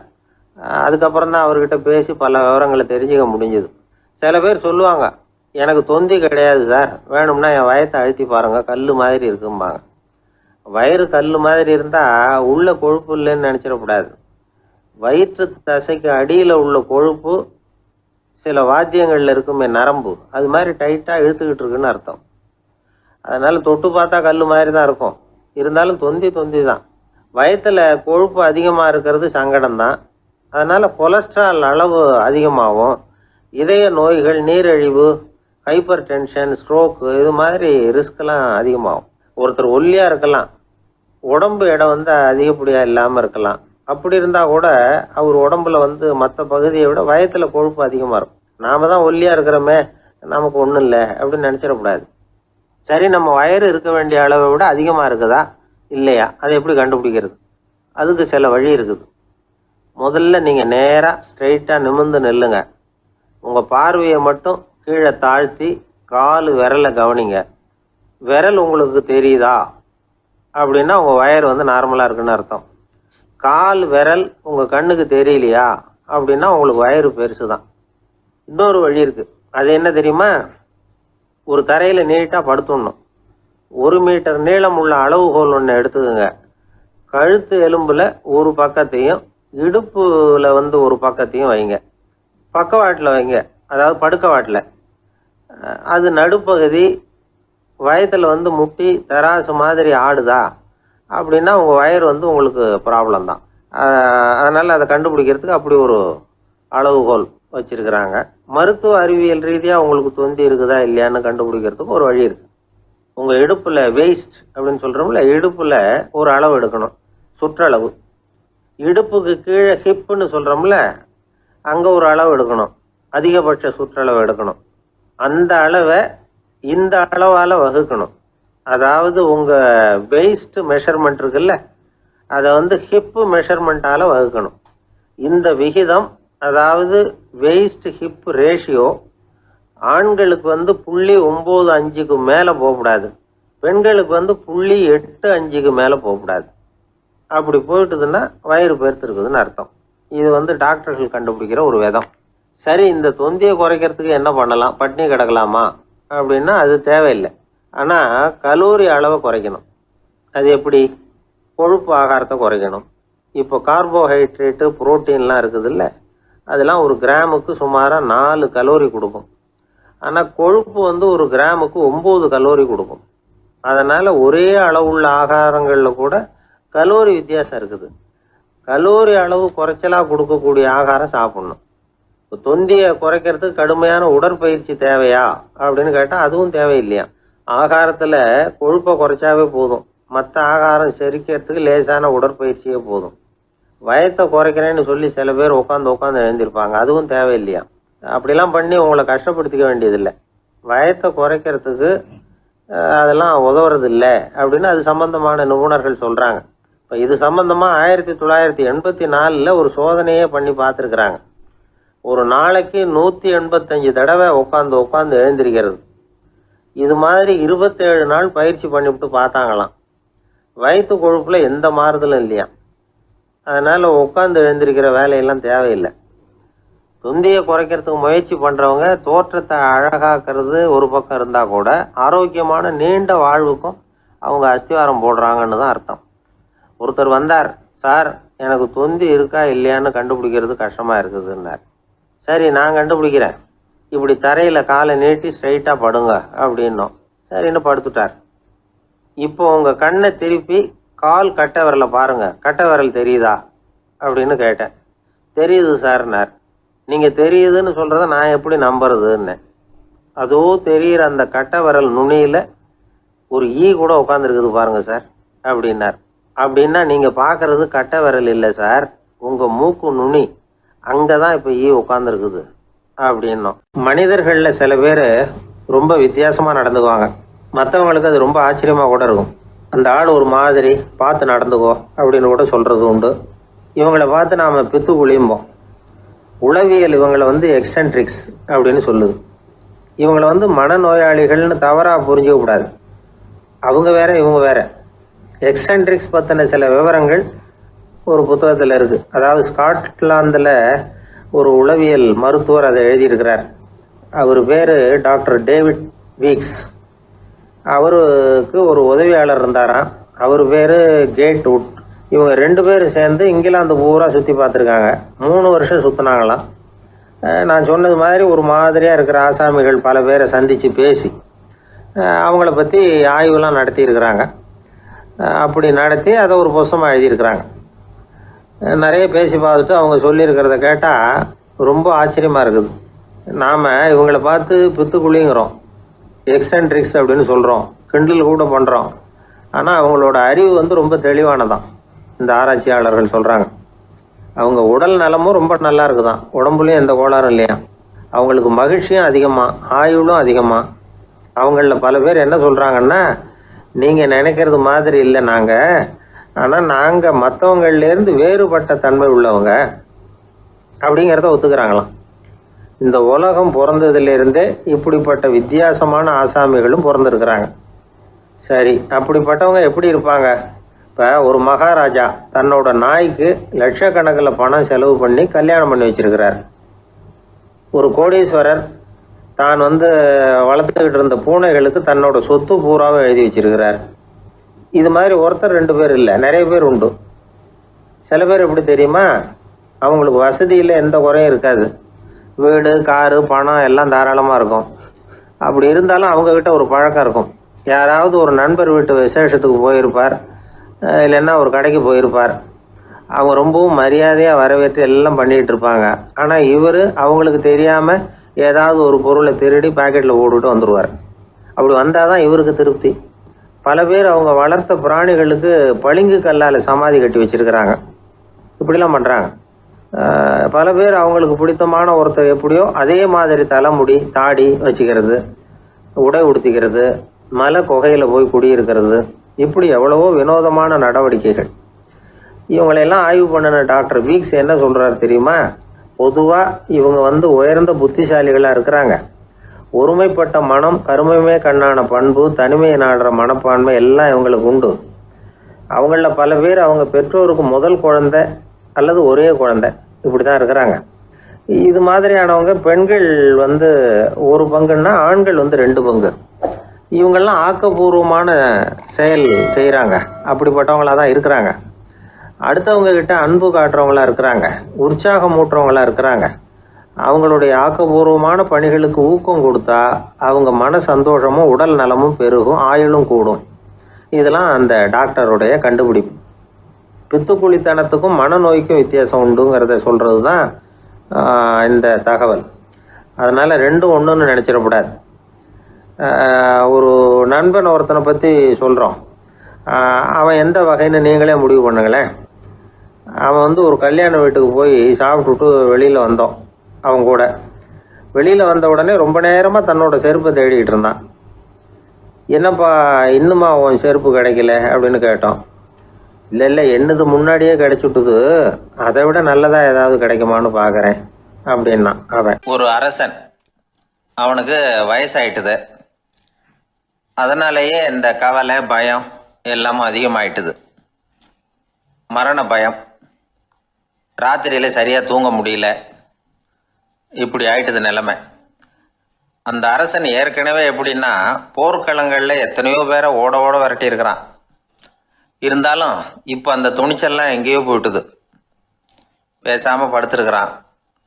அப்படியே படுத்தாலும் தான் தூக்கம் வர மாட்டேங்குது. என்ன பண்ணலாம்னு யோசித்தான் இந்த மன்னன். உடனே எல்லா அமைச்சர்களையும் கூப்பிட்டான். எனக்கு நிம்மதி இல்லை, எதை நினச்சாலும் பயமாக இருக்குது, எனக்கு ஒரு ஆலோசனை சொல்லுங்க அப்படின்னா. என்ன ஆலோசனை வேணும் அப்படின்னு சொல்லி கேட்டாங்க. எனக்கு ஒரு நெருக்கடியான சந்தர்ப்பம் ஏற்பட்டு போச்சுன்னு வச்சுக்கோங்க. அந்த நேரத்தில் நீங்கள் யாருமே என் பக்கத்தில் இல்லை ஆலோசனை சொல்கிறதுக்கு அப்படின்னா, அந்த சமயத்தில் எனக்கு உபயோகப்படுற மாதிரி ஒரு வாசகம், பொன்மொழி ஏதாவது சொல்லுங்கள். அதை நான் என்னுடைய வைர மோதிரத்துக்கு அடியில் பதிச்சு வச்சுக்கிறேன் அப்படின்னார். தேவைப்படுறப்போ உதவும் அப்படிங்கிறதுனால. அவர் போட்டிருந்த மோதிரமும் அதுக்கு தகுந்த மாதிரியே திறந்து மூடுறது மாதிரி அமைஞ்சிருந்தது. ஏதாவது வாசகம் எழுதுனா உள்ற வச்சுக்கலாம், அதுக்கான வசதி அதில் இருந்தது. அமைச்சர்கள்லாம் யோசனை பண்ணாங்க. இது மாதிரி ராஜா கேட்குறாரு, என்ன வாசகம் அதாவது பொன்மொழி சொல்லலாம் அப்படின்னு எல்லாரும் யோசனை பண்ணாங்க. ஒருத்தருக்குமே சரியா தோணலை, ஒரே குழப்பமா இருந்தது. ஏன்னா நெருக்கடியான சமயத்தில் உபயோகப்படுறது மாதிரி ஒரு பொன்மொழி வேணும்னு சொல்லியிருக்கிறார். அப்படி இப்படி யோசிச்சு பார்த்தா ஒன்றுமே தோணலை. எல்லாரும் குழம்பிக்கிட்டு இருந்த நேரத்தில் ஒரு பெரியவர் அந்த பக்கமாக வந்தார். அவர் சொன்னார், நான் வேணும்னா அதுக்கு பொருத்தமாக ஒரு வாக்கியம் சொல்கிறேன், ஆனால் ஒரு நிபந்தனை. அதை யாரும் ரொம்ப ஆர்வம் காரணமாக அவசரப்பட்டு படிச்சிடக்கூடாது. அதை ரகசியமாக அந்த மோதிரத்துக்குள்ளே எழுதி வச்சுக்கணும். எப்போவாவது இக்கட்டில் மாட்டிக்கிற சமயத்தில் மட்டும் வேறு வழியே இல்லை அப்படிங்கிற நிலைமையில் மட்டும்தான் அதை திறந்து பார்க்கணும். அப்படி நீங்கள் இருக்கிறதா இருந்தால் நான் அதை சொல்கிறேன் அப்படின்னார் அந்த பெரியவர். சரின்னு ஒத்துக்கிட்டாங்க எல்லாரும். அதே மாதிரி அவர் ஒரு வாக்கியத்தை சொன்னார். அவர் சொன்ன வாக்கியத்தை ரகசியமாக மோதிரத்துக்குள்ளே பதிச்சு மூடியாச்சு. ராஜா அதை விரலில் மாட்டிக்கிட்டார். கொஞ்ச நாள் ஆச்சு. அந்த ராஜாவுக்கு ஒரு சோதனை வந்தது. என்ன சோதனைன்னா, அடுத்த நாட்டு மன்னன் படையெடுத்துக்கிட்டு வந்துட்டான். அவன் இவர்கிட்ட ஏற்கனவே தோற்று போனவன், ஒரு வெறியில் வந்திருக்கிறான். தோற்று போனவன் மறுபடியும் சண்டைக்கு வந்தால் எப்படி வருவானோ அப்படி வர்றான். ஒரு வெறியில் வந்தான், ஜெயிச்சுட்டான். என்னாச்சு இவரோட நிலைமைன்னா, நாட்டை இழந்துட்டார், எல்லாத்தையும் இழந்துட்டார். கடைசியாக ஒரு அடிபட்ட குதிரையில் ஏறி தப்பிச்சு போயிட்டார், வேறு வழி இல்லைன்னு. பின்னாடி துரத்திக்கிட்டு வராங்க. இவர் ஒரு மலை உச்சிக்கு போயிட்டார். அதுக்கும் அப்பால் போக முடியாது, ஏன்னா அந்த பக்கம் பயங்கர பள்ளம். உல்லாச பயணிகள் கண்டு கழிக்கிற இடம் அது. ஆனால் இவருக்கு அது சாவு பயணத்தின் வாசல், திரும்பவும் முடியாது. அவ்வளவு குறுகிய பாதை அது, வேறு வழியே இல்லை. இந்த நேரம் சூரிய ஒளி மோதிரத்தில் பட்டு மின்னிச்சு. உடனே இவருக்கு ஞாபகம் வந்தது.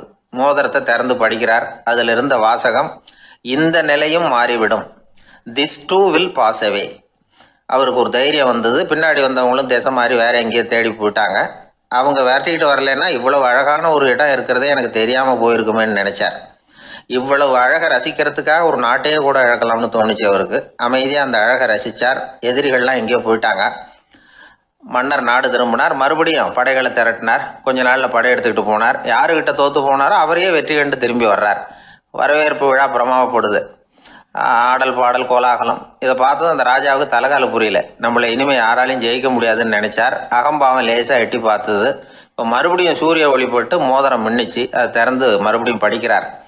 இந்த நிலைமையும் மாறிவிடும், this too will pass away. அவ்வளவுதான். அவர் மனசு அடங்க ஆரம்பிச்சுட்டுது, ஆணவம் போயிட்டுது. இதிலேருந்து நாம் தெரிஞ்சுக்க வேண்டியது என்னென்னா, எந்த சூழ்நிலையிலையும் நாம் கவலைப்பட வேண்டியதில்லை. ஏன்னா இங்கே எதுவுமே நிரந்தரம் இல்லை. அந்த ராஜா மாதிரியே நம்ம ஆள் ஒருத்தன் ஒரு மோதிரம் போட்டிருந்தான், அதுக்குள்ளே அவன் எழுதி வச்சிருந்த வாசகம், எதுக்கும் கவலைப்படாதே அப்படிங்கிறது தான். ஒரு நாள் பயங்கரமான கவலையோடு உட்காந்துருந்தான். பக்கத்தில் இருந்தவங்க சொன்னாங்க, இது மாதிரி சந்தர்ப்பத்தில் தான் நீ உன் மோதிரத்தை திறந்து பார்க்கணும்னாங்க. இவனுக்கு கவலையோடு எரிச்சலும் சேர்ந்துக்கிட்டது. அது எப்படி முடியும், இப்போ திருட்டு போனது என்னோட அந்த மோதிரம் தானே அப்படின்னு சொல்லிவிட்டு தலையில் கை வச்சுட்டு உட்காந்துட்டான். இப்படிலாம் சொல்கிறது உண்டு. இருந்தாலும் நாம் எந்த சூழ்நிலையிலையும் கவலைப்பட வேண்டியதில்லை அப்படிங்கிற உண்மையை புரிஞ்சுக்கணும். அப்படி கவலையை வெல்றதுக்கான வழி தெரிஞ்சுட்டதுன்னா வாழ்க்கையில வெற்றி நிச்சயம். ஒருத்தர் தனியா ஒரு இடத்துல கண்ணை மூடிக்கிட்டே உட்காந்துருக்கிறார். தூங்கிட்டு இருக்கிறாரா, தியானம் பண்ணிட்டு இருக்கிறாரா, எப்படி கண்டுபிடிக்கிறது? நமக்கு தெரிஞ்ச வரைக்கும் தூக்கம்னா தலை அடிக்கடி சாயும், அப்புறம் நிமிரும். தியானம்னா ஆடாம அசையாம அப்படியே இருக்கும். இதுதான் நமக்கு தெரிஞ்ச வித்தியாசம். ஆனா தூக்கத்துக்கும் தியானத்துக்கும் நிறைய வித்தியாசம் உண்டு. ஒரு முட்டாள் தூங்க போனால் முட்டாளாகவே திரும்பி வருகிறான். அதே முட்டாள் தியானம் பண்ண போனால் அவன் ஞானியாக திரும்பி வருகிறான். இப்படி எல்லாம் பெரியவங்க சொல்லி வச்சிருக்கிறாங்க. அது இருக்கட்டும், ஞானிகளுக்கும் நமக்கும் என்ன வித்தியாசம்? இப்ப நாம அழகா ஒரு ரோஜா பூவை பாக்குறோம். ஆஹா எவ்வளவு அழகா இருக்குது அப்படின்னு ஆச்சரியப்படுறோம். ஒரு ஞானி அந்த ரோஜா பூவை பாக்குறார். அவரும் நினைக்கிறார், ஆஹா இது எவ்வளவு அழகா இருக்குது அப்படின்னு. உலக பொருள்களை நாம எப்படி ஐம்புலன்கள் மூலமா உணர்றோமோ அப்படித்தான் அவங்களும் உணர்றாங்க. அதுல ஒன்னும் வித்தியாசம் இல்ல. அல்வா சாப்பிடுறோம், அது நமக்கு மட்டும்தான் இனிக்கும், ஞானிகளுக்கு எல்லாம் கசக்கும்னு சொல்லுவோம். அப்படி இல்ல, அதுல வித்தியாசம் இல்ல. அப்புறம் ஞானிகளுக்கும் நமக்கு என்னதான் வித்தியாசம்? அந்த வேறுபாடு எந்த கட்டத்துல ஆரம்பமாகுது அதை இப்ப பாப்போம். இப்ப மறுபடியும் அந்த ரோஜா பூ கிட்ட போவோம். ஞானி அதை பாக்குறார். ஆஹா எவ்வளவு அழகா இருக்குன்னு நினைக்கிறார். அதுக்கப்புறம் அதையே நினைக்கிறது இல்ல, வேற வேலையை பார்க்க போடுவார். அல்லது இயற்கையின் ஆற்றலை பத்தி நினைக்க ஆரம்பிச்சிருவார். அவ்வளவுதான். ஆனா நாம அப்படி செய்ய மாட்டோம். நாம என்ன செய்வோம் தெரியுமா? முதல்ல அந்த ரோஜா பூவை பார்ப்போம். ஆஹா எவ்வளவு அழகா இருக்குது இந்த ரோஜா பூன்னு நினைப்போம். அந்த அழகை ரசிப்போம். அப்புறம் இந்த மலர் நம்ம கிட்ட இருந்தா எவ்வளவு அழகா இருக்கும்னு நினைப்போம். அதுக்கப்புறம் அந்த மலர் நமக்கு வேணும்னு நினைப்போம். அதுக்கு அடுத்த கட்டம் அந்த மலர் இல்லைன்னா நம்மால வாழ முடியாதுங்கிற நிலைமைக்கு வந்துருவோம். உடனே அந்த மலரை அடையறதுக்கு முயற்சி பண்ணுவோம். அதுக்கு யாராவது தடையா இருந்தா அவங்க மேல நமக்கு கோபம் வரும். அந்த கோபத்தின் காரணமா நம்ம விவேக புத்தியை இழந்துருவோம்.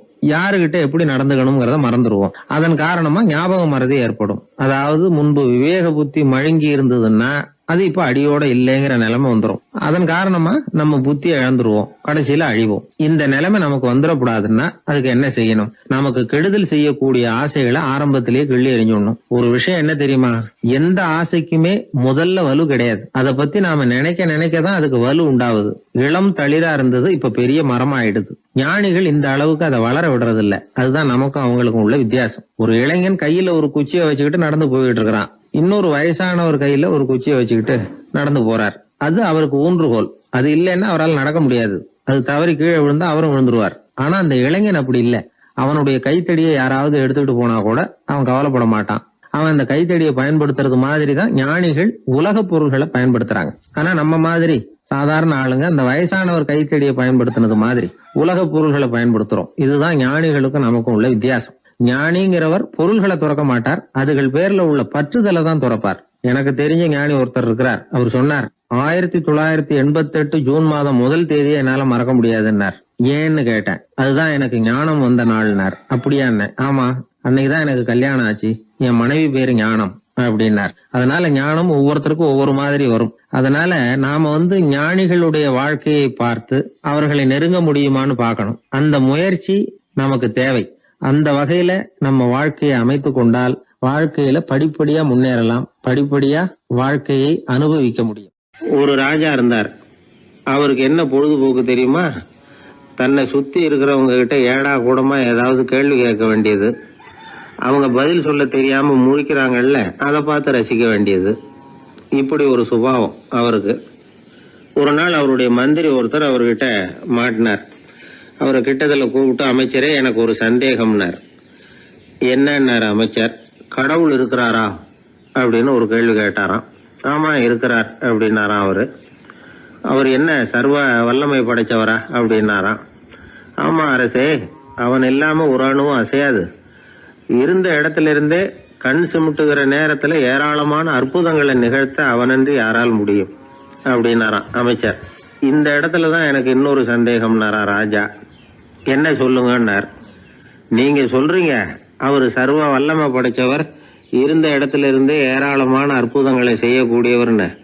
அப்படி இருக்கிறப்போ அவர் இருந்த இடத்துல இருந்தே ஒருத்தனுடைய கஷ்டத்தை தீர்த்து வச்சுள்ளாமே, மேஜிக் பண்றது மாதிரி. அதை விட்டுட்டு பக்தன் கூப்பிட்டா உடனே ஒரு வாகனத்து மேல ஏறி ஏன் இங்க ஓடி வரணும்? அப்படி வர்றதாக புராணம்லாம் சொல்லுதே. அவருக்கு இருக்கிற சக்திக்கு அவர் உட்கார்ந்த இடத்துல இருந்தே ஒரு விரலை அசைச்சா இங்க பக்தனுக்கு கிடைக்க வேண்டியதெல்லாம் கிடைச்சுடாதா அப்படின்னாராம். அமைச்சர் யோசனை பண்ணி பார்த்திருக்கார். அப்புறம் சொன்னாராம், மன்னா இந்த கேள்விக்கான பதில சமயம் வர்றப்போ உங்களுக்கு சொல்றேன் அப்படின்னு சொல்லிவிட்டு அப்போதைக்கு அவர்கிட்ட இருந்து தப்பிச்சார். கொஞ்ச காலம் கழிச்சு ஒரு நாள் ராஜா உல்லாச பயணம் புறப்பட்டார். அவருடைய குடும்பம், உறவினர்கள் எல்லாரும் சேர்ந்து போனாங்க. ஒரு பெரிய படகுல ஏறி ஒரு நதியை கடந்து போயிட்டு இருக்கிறாங்க. அந்த படகோட ஒரு முனையில ராஜா உட்கார்ந்து நதியோட அழகை ரசிச்சுக்கிட்டு இருக்கிறார். இன்னொரு முனையில அமைச்சர் இளவரசனுக்கு ஏதோ வேடிக்கை காட்டிக்கிட்டு இருக்கிறார். அந்த படகு நடு ஆத்துல போயிட்டு இருக்குது. அப்போ தொப்புன்னு ஒரு பெரிய சத்தம். அரசே, நம்ம இளவரசர் ஆத்துல விழுந்துட்டார் அப்படின்னு அலறினார் அமைச்சர். அவ்வளவுதான். உடனே ராஜா குபீர்னு ஆத்துல பாஞ்சார். மகனை தேட ஆரம்பிச்சுட்டார். அங்கேயும் இங்கேயும் கொஞ்ச நேரம் அல்லாடினாரு. மகனை காணல. அதுக்கப்புறம் மந்திரியும் ஆத்துல குதிச்சு ராஜா கிட்ட வந்தார். அரசே, இளவரசர் படகுல பத்திரமா தான் இருக்கிறார். தண்ணியில விழுந்தது வெறும் கல்லு தான் அப்படின்னார். 2 பேரும் ஈர உடையோட படகுக்கு சேர்ந்தாங்க. ராஜா மந்திரிய கோபமா பார்த்தார். இது என்ன விளையாட்டுன்னார். அரசே, கொஞ்ச நாளைக்கு முன்னாடி நீங்க கேள்விக்கு பதில் ஒண்ணு கேட்டீங்க.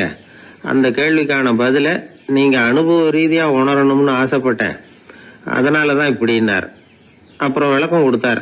அரசே, ஒரு பக்தனுக்கு கஷ்டம்னா இருந்த இடத்துல இருந்து அதை தீர்த்து வைக்கலாமே கடவுள், ஏன் நேர்ல ஓடி வரணும் அப்படின்னு கேட்டீங்க. இப்ப நடந்தது என்ன? இளவரசர் தண்ணியில விழுந்துட்டாருன்னதும் நீங்க ஊன்னு சொல்லி ஒரு விரலை காட்டினா போதும், உடனே தண்ணியில குதிக்கிறதுக்கு ஏராளமான காவலர்கள் இங்க இருக்கிறாங்க. ஆனா நீங்க என்ன செஞ்சீங்க?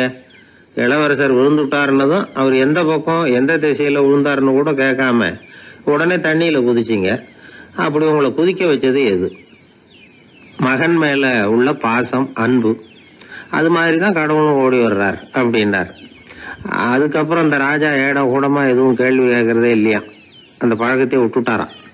அதனால இந்த தகவலை கேட்டு உடனே நீங்களும் கடவுளே கொஞ்சம் இப்படி வந்துட்டு போ அப்படின்னு கூப்பிட்டு அவர் வர்றாரா அப்படின்னு ஆகாயத்தை பார்த்துக்கிட்டு நிக்க கூடாது.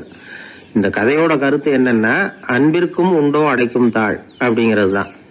அன்பு வலிமையானது அப்படிங்கறத புரிஞ்சுக்கிட்டா போதும். உங்களுக்கு ஒரு கல்யாண பத்திரிக்கை வருது, அதுக்கு நீங்க வாழ்த்து செய்தி அனுப்புறதுக்கும் நேர்ல போறதுக்கும் வித்தியாசம் இருக்குது இல்ல. அன்னைக்கு ஒருத்தன் அப்படிதான் வந்தான், கையில ஒரு கல்யாண பத்திரிக்கை வச்சிருந்தான். சார், இந்த கல்யாணம் கல்கத்தாவில் நடக்குது, ரொம்ப தூரம் தான், இருந்தாலும் நான் நேர்ல போய் கலந்துக்க போறேன்னா. மாப்பிள்ளை அவ்வளவு நெருக்கமானவரான்னு. இல்ல சார், மாப்பிள்ளையே நான் தான் அப்படிங்கிறான். சில பேர் எப்படின்னா, அவங்க பேசுற வார்த்தை ஒரு மாதிரியா இருக்கும், அதுக்கு அர்த்தம் வேற மாதிரியா இருக்கும். அதனால நாம அவசரப்பட்டு ஒரு முடிவுக்கு வந்துடக்கூடாது, யோசிச்சு பார்க்கணும். இல்லைன்னா விவரம் தெரிஞ்சவங்களை கேட்டு அதுக்கு அர்த்தம் என்னன்னு கண்டுபிடிக்கணும். ஒரு ஊர்ல ஒரு பெரியவர் இருந்தார். அவருக்கு 3 பிள்ளைங்க. கடைசி காலத்துல அவர் அந்த 3 பிள்ளைங்களையும் கிட்டத்துல கூப்பிட்டு 3 அறிவுரைகளை சொல்லிவிட்டு கண்ணை மூடிட்டார். அவர் சொன்ன அறிவுரைகள் என்ன தெரியுமா? பெத்த தாய்க்கு சோறு போடாதே, இது ஒரு அறிவுரை. கொடுத்த கடனை கேட்காதே, இது ஒரு அறிவுரை. விதைச்ச நிலத்துக்கு வேலி போடாதே, இது ஒரு அறிவுரை. என்ன இது எல்லாம் ஒரு மாதிரியா இருக்குது, இதெல்லாம் பார்த்தா அறிவுரை மாதிரியா தெரியுது, என்னப்பா இப்படி சொல்றிய அப்படின்னு கேட்கலாம்னா அவர் அதுக்குள்ள கண்ணை மூடிட்டார்.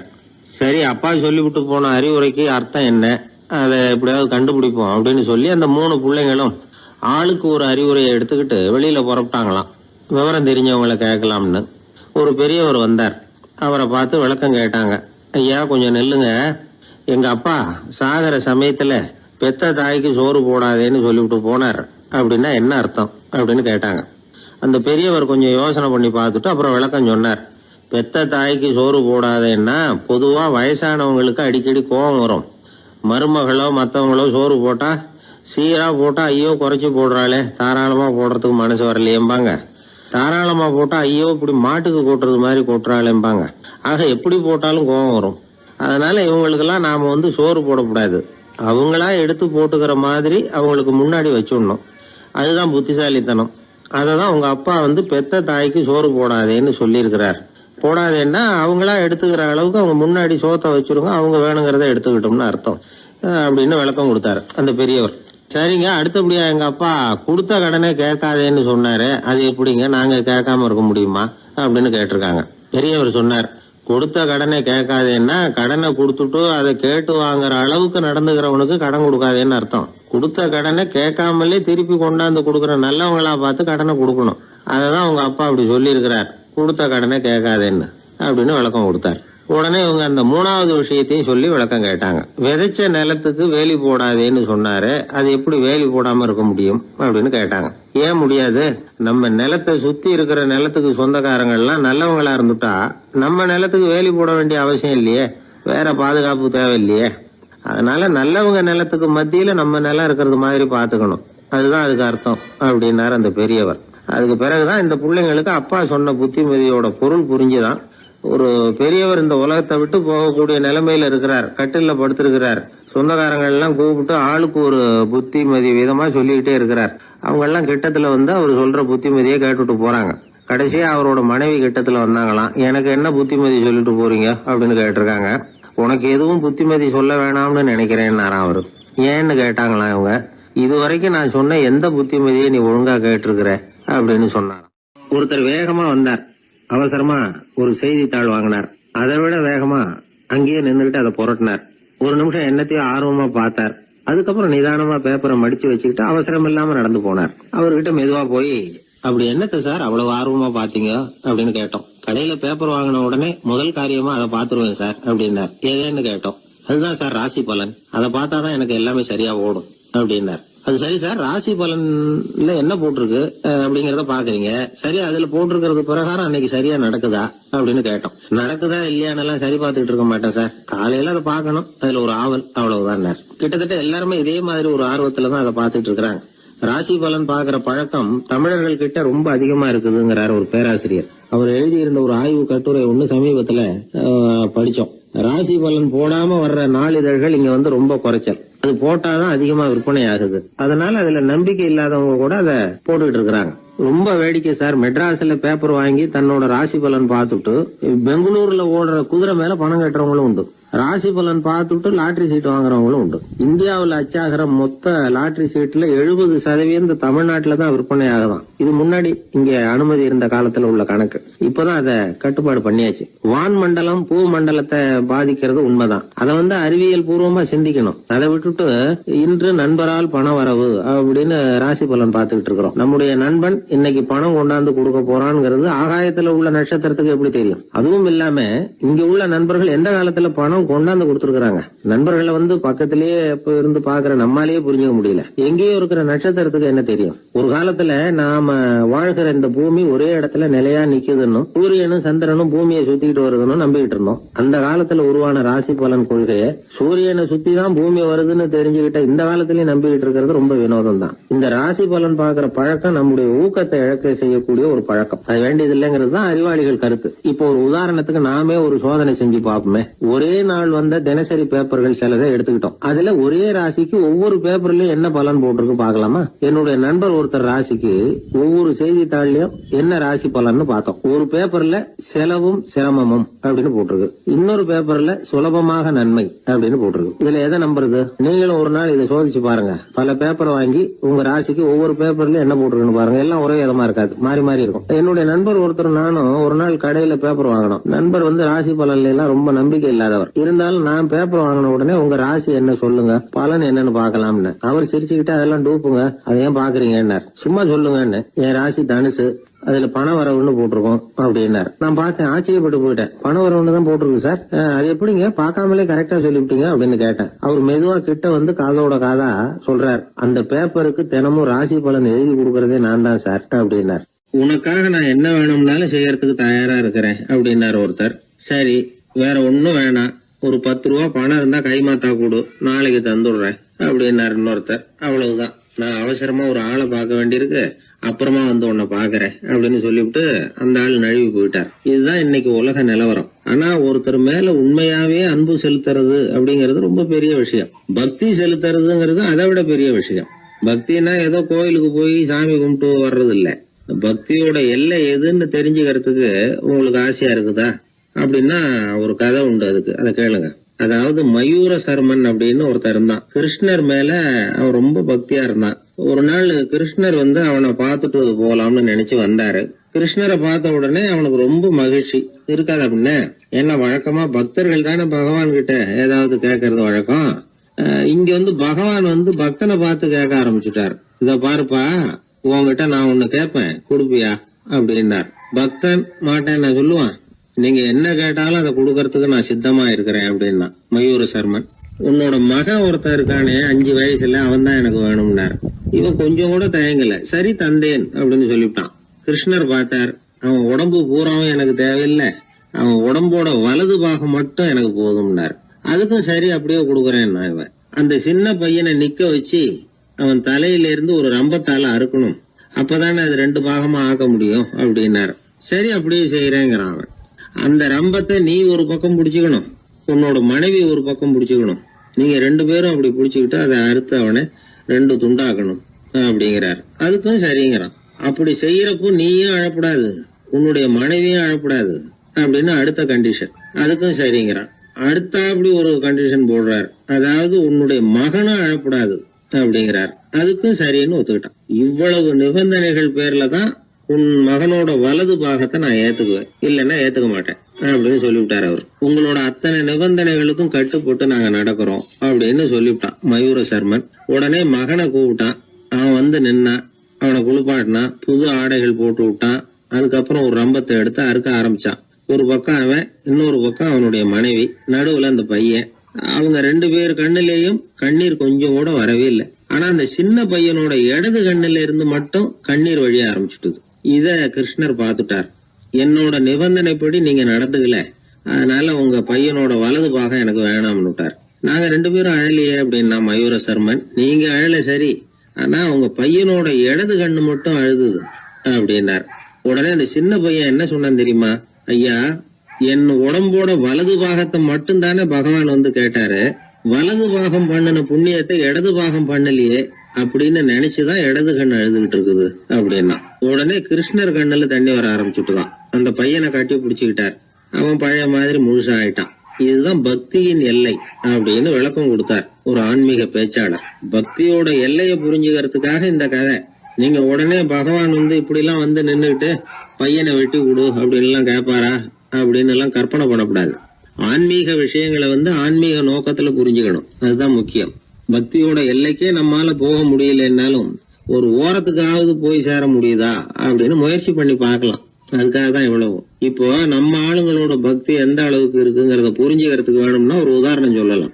ஒருத்தர் கடவுள்கிட்ட வேண்டிக்கிட்டாராம், நான் செய்யற வியாபாரத்துல இன்னைக்கு 1000 ரூபாய் லாபம் கிடைச்சதுன்னா அதுல 500 ரூபாய உன் கோயிலுக்கு வந்து உண்டியல்ல போட்டு விடுறேன் அப்படின்னு வேண்டிக்கிட்டார். சொல்லிவிட்டு வியாபாரம் பண்ணார். 1000 ரூபாய் கிடைக்கல, 500 ரூபா தான் லாபம் கிடைச்சது. அவர் அதுக்கப்புறம் அந்த கோயிலுக்கு போகல. ஏங்க, கிடைச்ச 500ல பாதிய உண்டியல்ல போட்டு விடுறது தானே நியாயம் அப்படின்னு கேட்டாங்க. அதுக்கு அவரு முறைச்சு பாக்குறார். அப்புறம் சொல்றார், விவரம் தெரியாம பேசாதீங்க, கடவுள் ஏற்கனவே அவரு பங்கு 500 ரூபாயை எடுத்துக்கிட்டு மீதி 500 ரூபாய் தான் எனக்கு கிடைக்கிறது மாதிரி பண்ணிருக்கிறார். அதனால இது எனக்கு சேர வேண்டிய பங்கு அப்படின்னு சொல்லிவிட்டார். இவரோட பக்தியின் எல்லை எந்த அளவுல இருக்குது பாத்தீங்களா? வாழ்க்கையே வெறுத்து போச்சு சார் அப்படின்னு சொல்லிட்டு வந்தான் ஒருத்தன். ஏப்பா அப்படி சொல்ற அப்படின்னு. நான் இந்த உலகத்துக்கு தேவையே இல்லை சார் அப்படின்னா. இந்த உலகத்துல தேவையில்லாம எதுவுமே இல்லையே என்ன நிமிர்ந்து பார்த்தான். இப்போ உன் உடம்புல இருக்கிற காலை மட்டும் எடுத்துருவோமா, அது உனக்கு தேவையில்லை அப்படின்னு. அது எப்படி, நடக்கிறதுக்கு அது வேணாமான்னா. சரி அதை விட்டுரு, கையை மட்டும் எடுத்துருவோம் அப்படின்னு. அப்புறம் சாப்பிடுறது எப்படின்னா.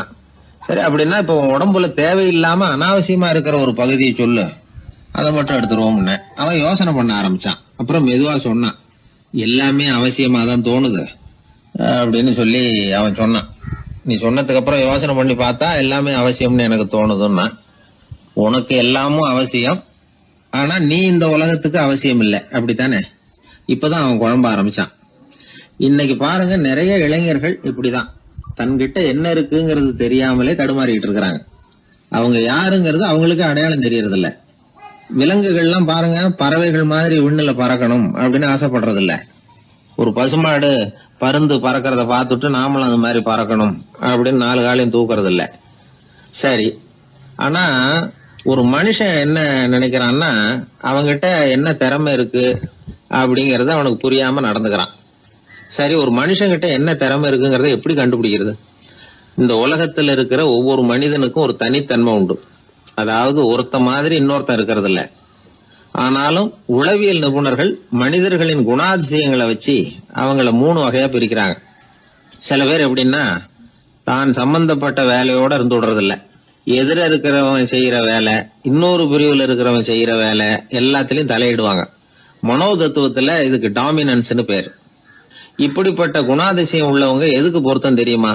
ஒரு நிறுவனத்தை தலைமையேற்று நடத்துறது, நிர்வாக பொறுப்பு வகிக்கிறது, இது மாதிரி பணிகளுக்கெல்லாம் இவங்க ரொம்ப பொருத்தமா இருப்பாங்க. 2வது வகை மனிதர்கள் எப்படின்னா, இவங்க ரொம்ப இனிமையா பேசுவாங்க, திறமையா பேசுவாங்க, அடுத்தவங்களோட பேசுறதுக்கு ஆசைப்படுவாங்க. இப்படிப்பட்டவங்க எல்லாம் விற்பனை துறையில வேலை பார்க்கறதுக்கு ரொம்ப பொருத்தம். இதை தவிர 3வது வகை மனிதர்கள் உண்டு. அவங்க எப்படின்னா, இவங்களுக்கு பகுத்து உணரும் ஆற்றல் உண்டு, உறுதிப்பாடு உண்டு, அடுத்தவங்களோட அதிகம் பேச மாட்டாங்க. இன்னும் சொல்ல போனா 4 பேரோட பேசுறதே அவங்களுக்கு பிடிக்காது. செய்யற வேலையை நுணுக்கமா செய்வாங்க. எந்த பிரச்சனையா இருந்தாலும் சரி, அது சம்பந்தமா எல்லா விவரங்களையும் சேகரிப்பாங்க. இந்த வகை மனிதர்களுக்கு ஆராய்ச்சி வேலை, அக்கௌண்டன்ட் வேலை, இது மாதிரியான பொறுப்புகளை கொடுக்கலாம். ஒவ்வொரு மனிதனையுமே கொஞ்சம் கூர்ந்து கவனிச்சு பாருங்க. அவனுக்குள்ள இந்த 3 விதமான திறமைகளும் உண்டு. எது அதிகம் எது குறைவு அப்படிங்கறதுலதான் வித்தியாசம். நாம ஒவ்வொருத்தரும் கொஞ்சம் சுயமா சிந்திச்சு பார்க்கணும். நாம இந்த 3 வகையில எந்த வகை அப்படிங்கறத நாமளாதான் தேடி கண்டுபிடிக்கணும். இப்ப சொல்லப்பட்ட 3 குணங்களுமே ஆளுமை சம்பந்தப்பட்டது. இதுல ஒருத்தருடைய இயல்பு, திறமை இதெல்லாம் அடங்காது. இதெல்லாம் தனி. இதையெல்லாம் யார் நினைச்சாலும் முறையா பயிற்சிகள் மூலமா வளர்த்துக்கலாம். இப்ப திறமையை பயிற்சி மூலமா நம்ம வளர்த்துக்கலாம், இயல்பு இதையெல்லாம் வளர்த்துக்கலாம். முன்னாடி சொன்னது மாதிரி நாம எந்த வகையான ஆசாமிங்கிறத புரிஞ்சுக்கிட்டு அதுக்கு தகுந்த மாதிரி ஒரு வேலையை தேடிக்கிட்டோம்னா வாழ்க்கை நல்ல விதமா அமையும். அதுக்கப்புறம் நான் இந்த உலகத்துக்கு தேவையில்லை அப்படின்னு சொல்லிட்டு இருக்க வேண்டிய அவசியம் வராது. அதனால நம்முடைய குணம் என்ன, நாம எப்படிப்பட்டவர் அப்படிங்கறத அடிப்படையில தெரிஞ்சுக்கிட்டு அதுக்கு தகுந்த மாதிரி ஒரு தொழிலை வாழ்க்கையில தெரிஞ்சுக்கிறது ஏற்றுக்கிறது நல்லது. இப்போ ஒரு அக்கௌண்டன்ட் வேலைக்கு இன்டர்வியூ நடந்தது. ஒருத்தர் வந்தார். அந்த நேர்காணல்ல அவர்கிட்ட ஒரு கேள்வி கேட்டாங்க. ஏன்னா அவர் வந்திருக்கிறது இந்த ரொம்ப கணக்கு சம்பந்தப்பட்ட வேலை, அக்கௌண்டன்ட் வேலை. அதனால இந்த நேர்காணல்ல அவர்கிட்ட கேட்டாங்க, 8, 3 இது ரெண்டையும் பெருக்குனா என்ன அப்படின்னு கேட்டாங்க. அவர் என்ன சொல்லிவிட்டார், 23ன்னு சொல்லிவிட்டார். 8, 3 பெருக்குனா 24ன்னு சொல்லியிருக்கணும். ஏதோ அவசரத்துல 23ன்னு சொல்லிவிட்டார் பதில். சரி போன்னு சொல்லிவிட்டாங்க. அவர் வெளியில வந்துட்டார். வெளியில வந்ததும் யோசனை பண்ணார், அடடா 8, 3 பெருக்க சொன்னாங்க, நம்ம 24ன்னு சொல்றதுக்கு பதிலா 23ன்னு சொல்லிவிட்டோம். இந்த சின்ன கணக்கு கூட நமக்கு தெரியல அப்படின்னு நினைச்சிருப்பாங்களே, நிச்சயமா நமக்கு இந்த வேலை கிடைக்காது அப்படின்னு முடிவு பண்ணிட்டு போயிட்டார். ஆனா பாருங்க, 10வது நாள் அவருக்கு அப்பாயின்மெண்ட் ஆர்டர் வந்துட்டுது. வேலையில உடனே சேர்ந்துங்க அப்படின்னு. சரி, ஏதோ தவறுதலா போட்டாங்க போல இருக்கு, நாம எதையும் வெளியில சொல்லிட்டு இருக்க வேணாம் அப்படின்னு சொல்லி இவரும் கம்முன்னு போய் வேலையில சேர்ந்துக்கிட்டார். ரொம்ப நாள் கழிச்சு வேலை நிரந்தரமானதும் மெதுவா மேனேஜர் கிட்ட போய் உண்மையை சொன்னார். சார், அன்னைக்கு நேர்காணல்ல இன்டர்வியூல 8, 3 இத பெருக்குனா என்ன விடை அப்படின்னு கேள்வி கேட்டீங்க. நான் தவறுதலா 23ன்னு சொல்லிவிட்டேன். நீங்களும் தவறுதலா எனக்கே அப்பாயின்மெண்ட் ஆர்டர் அனுப்பி வச்சுட்டீங்க அப்படின்னார். இப்ப மேனேஜர் சொன்னார், அப்படி இல்லப்பா, அன்னைக்கு நேர்காணலுக்கு வந்த அத்தனை பேருகிட்டையும் இதே கேள்வியை கேட்டோம். அத்தனை பேர் சொன்னதிலேயும் நீங்க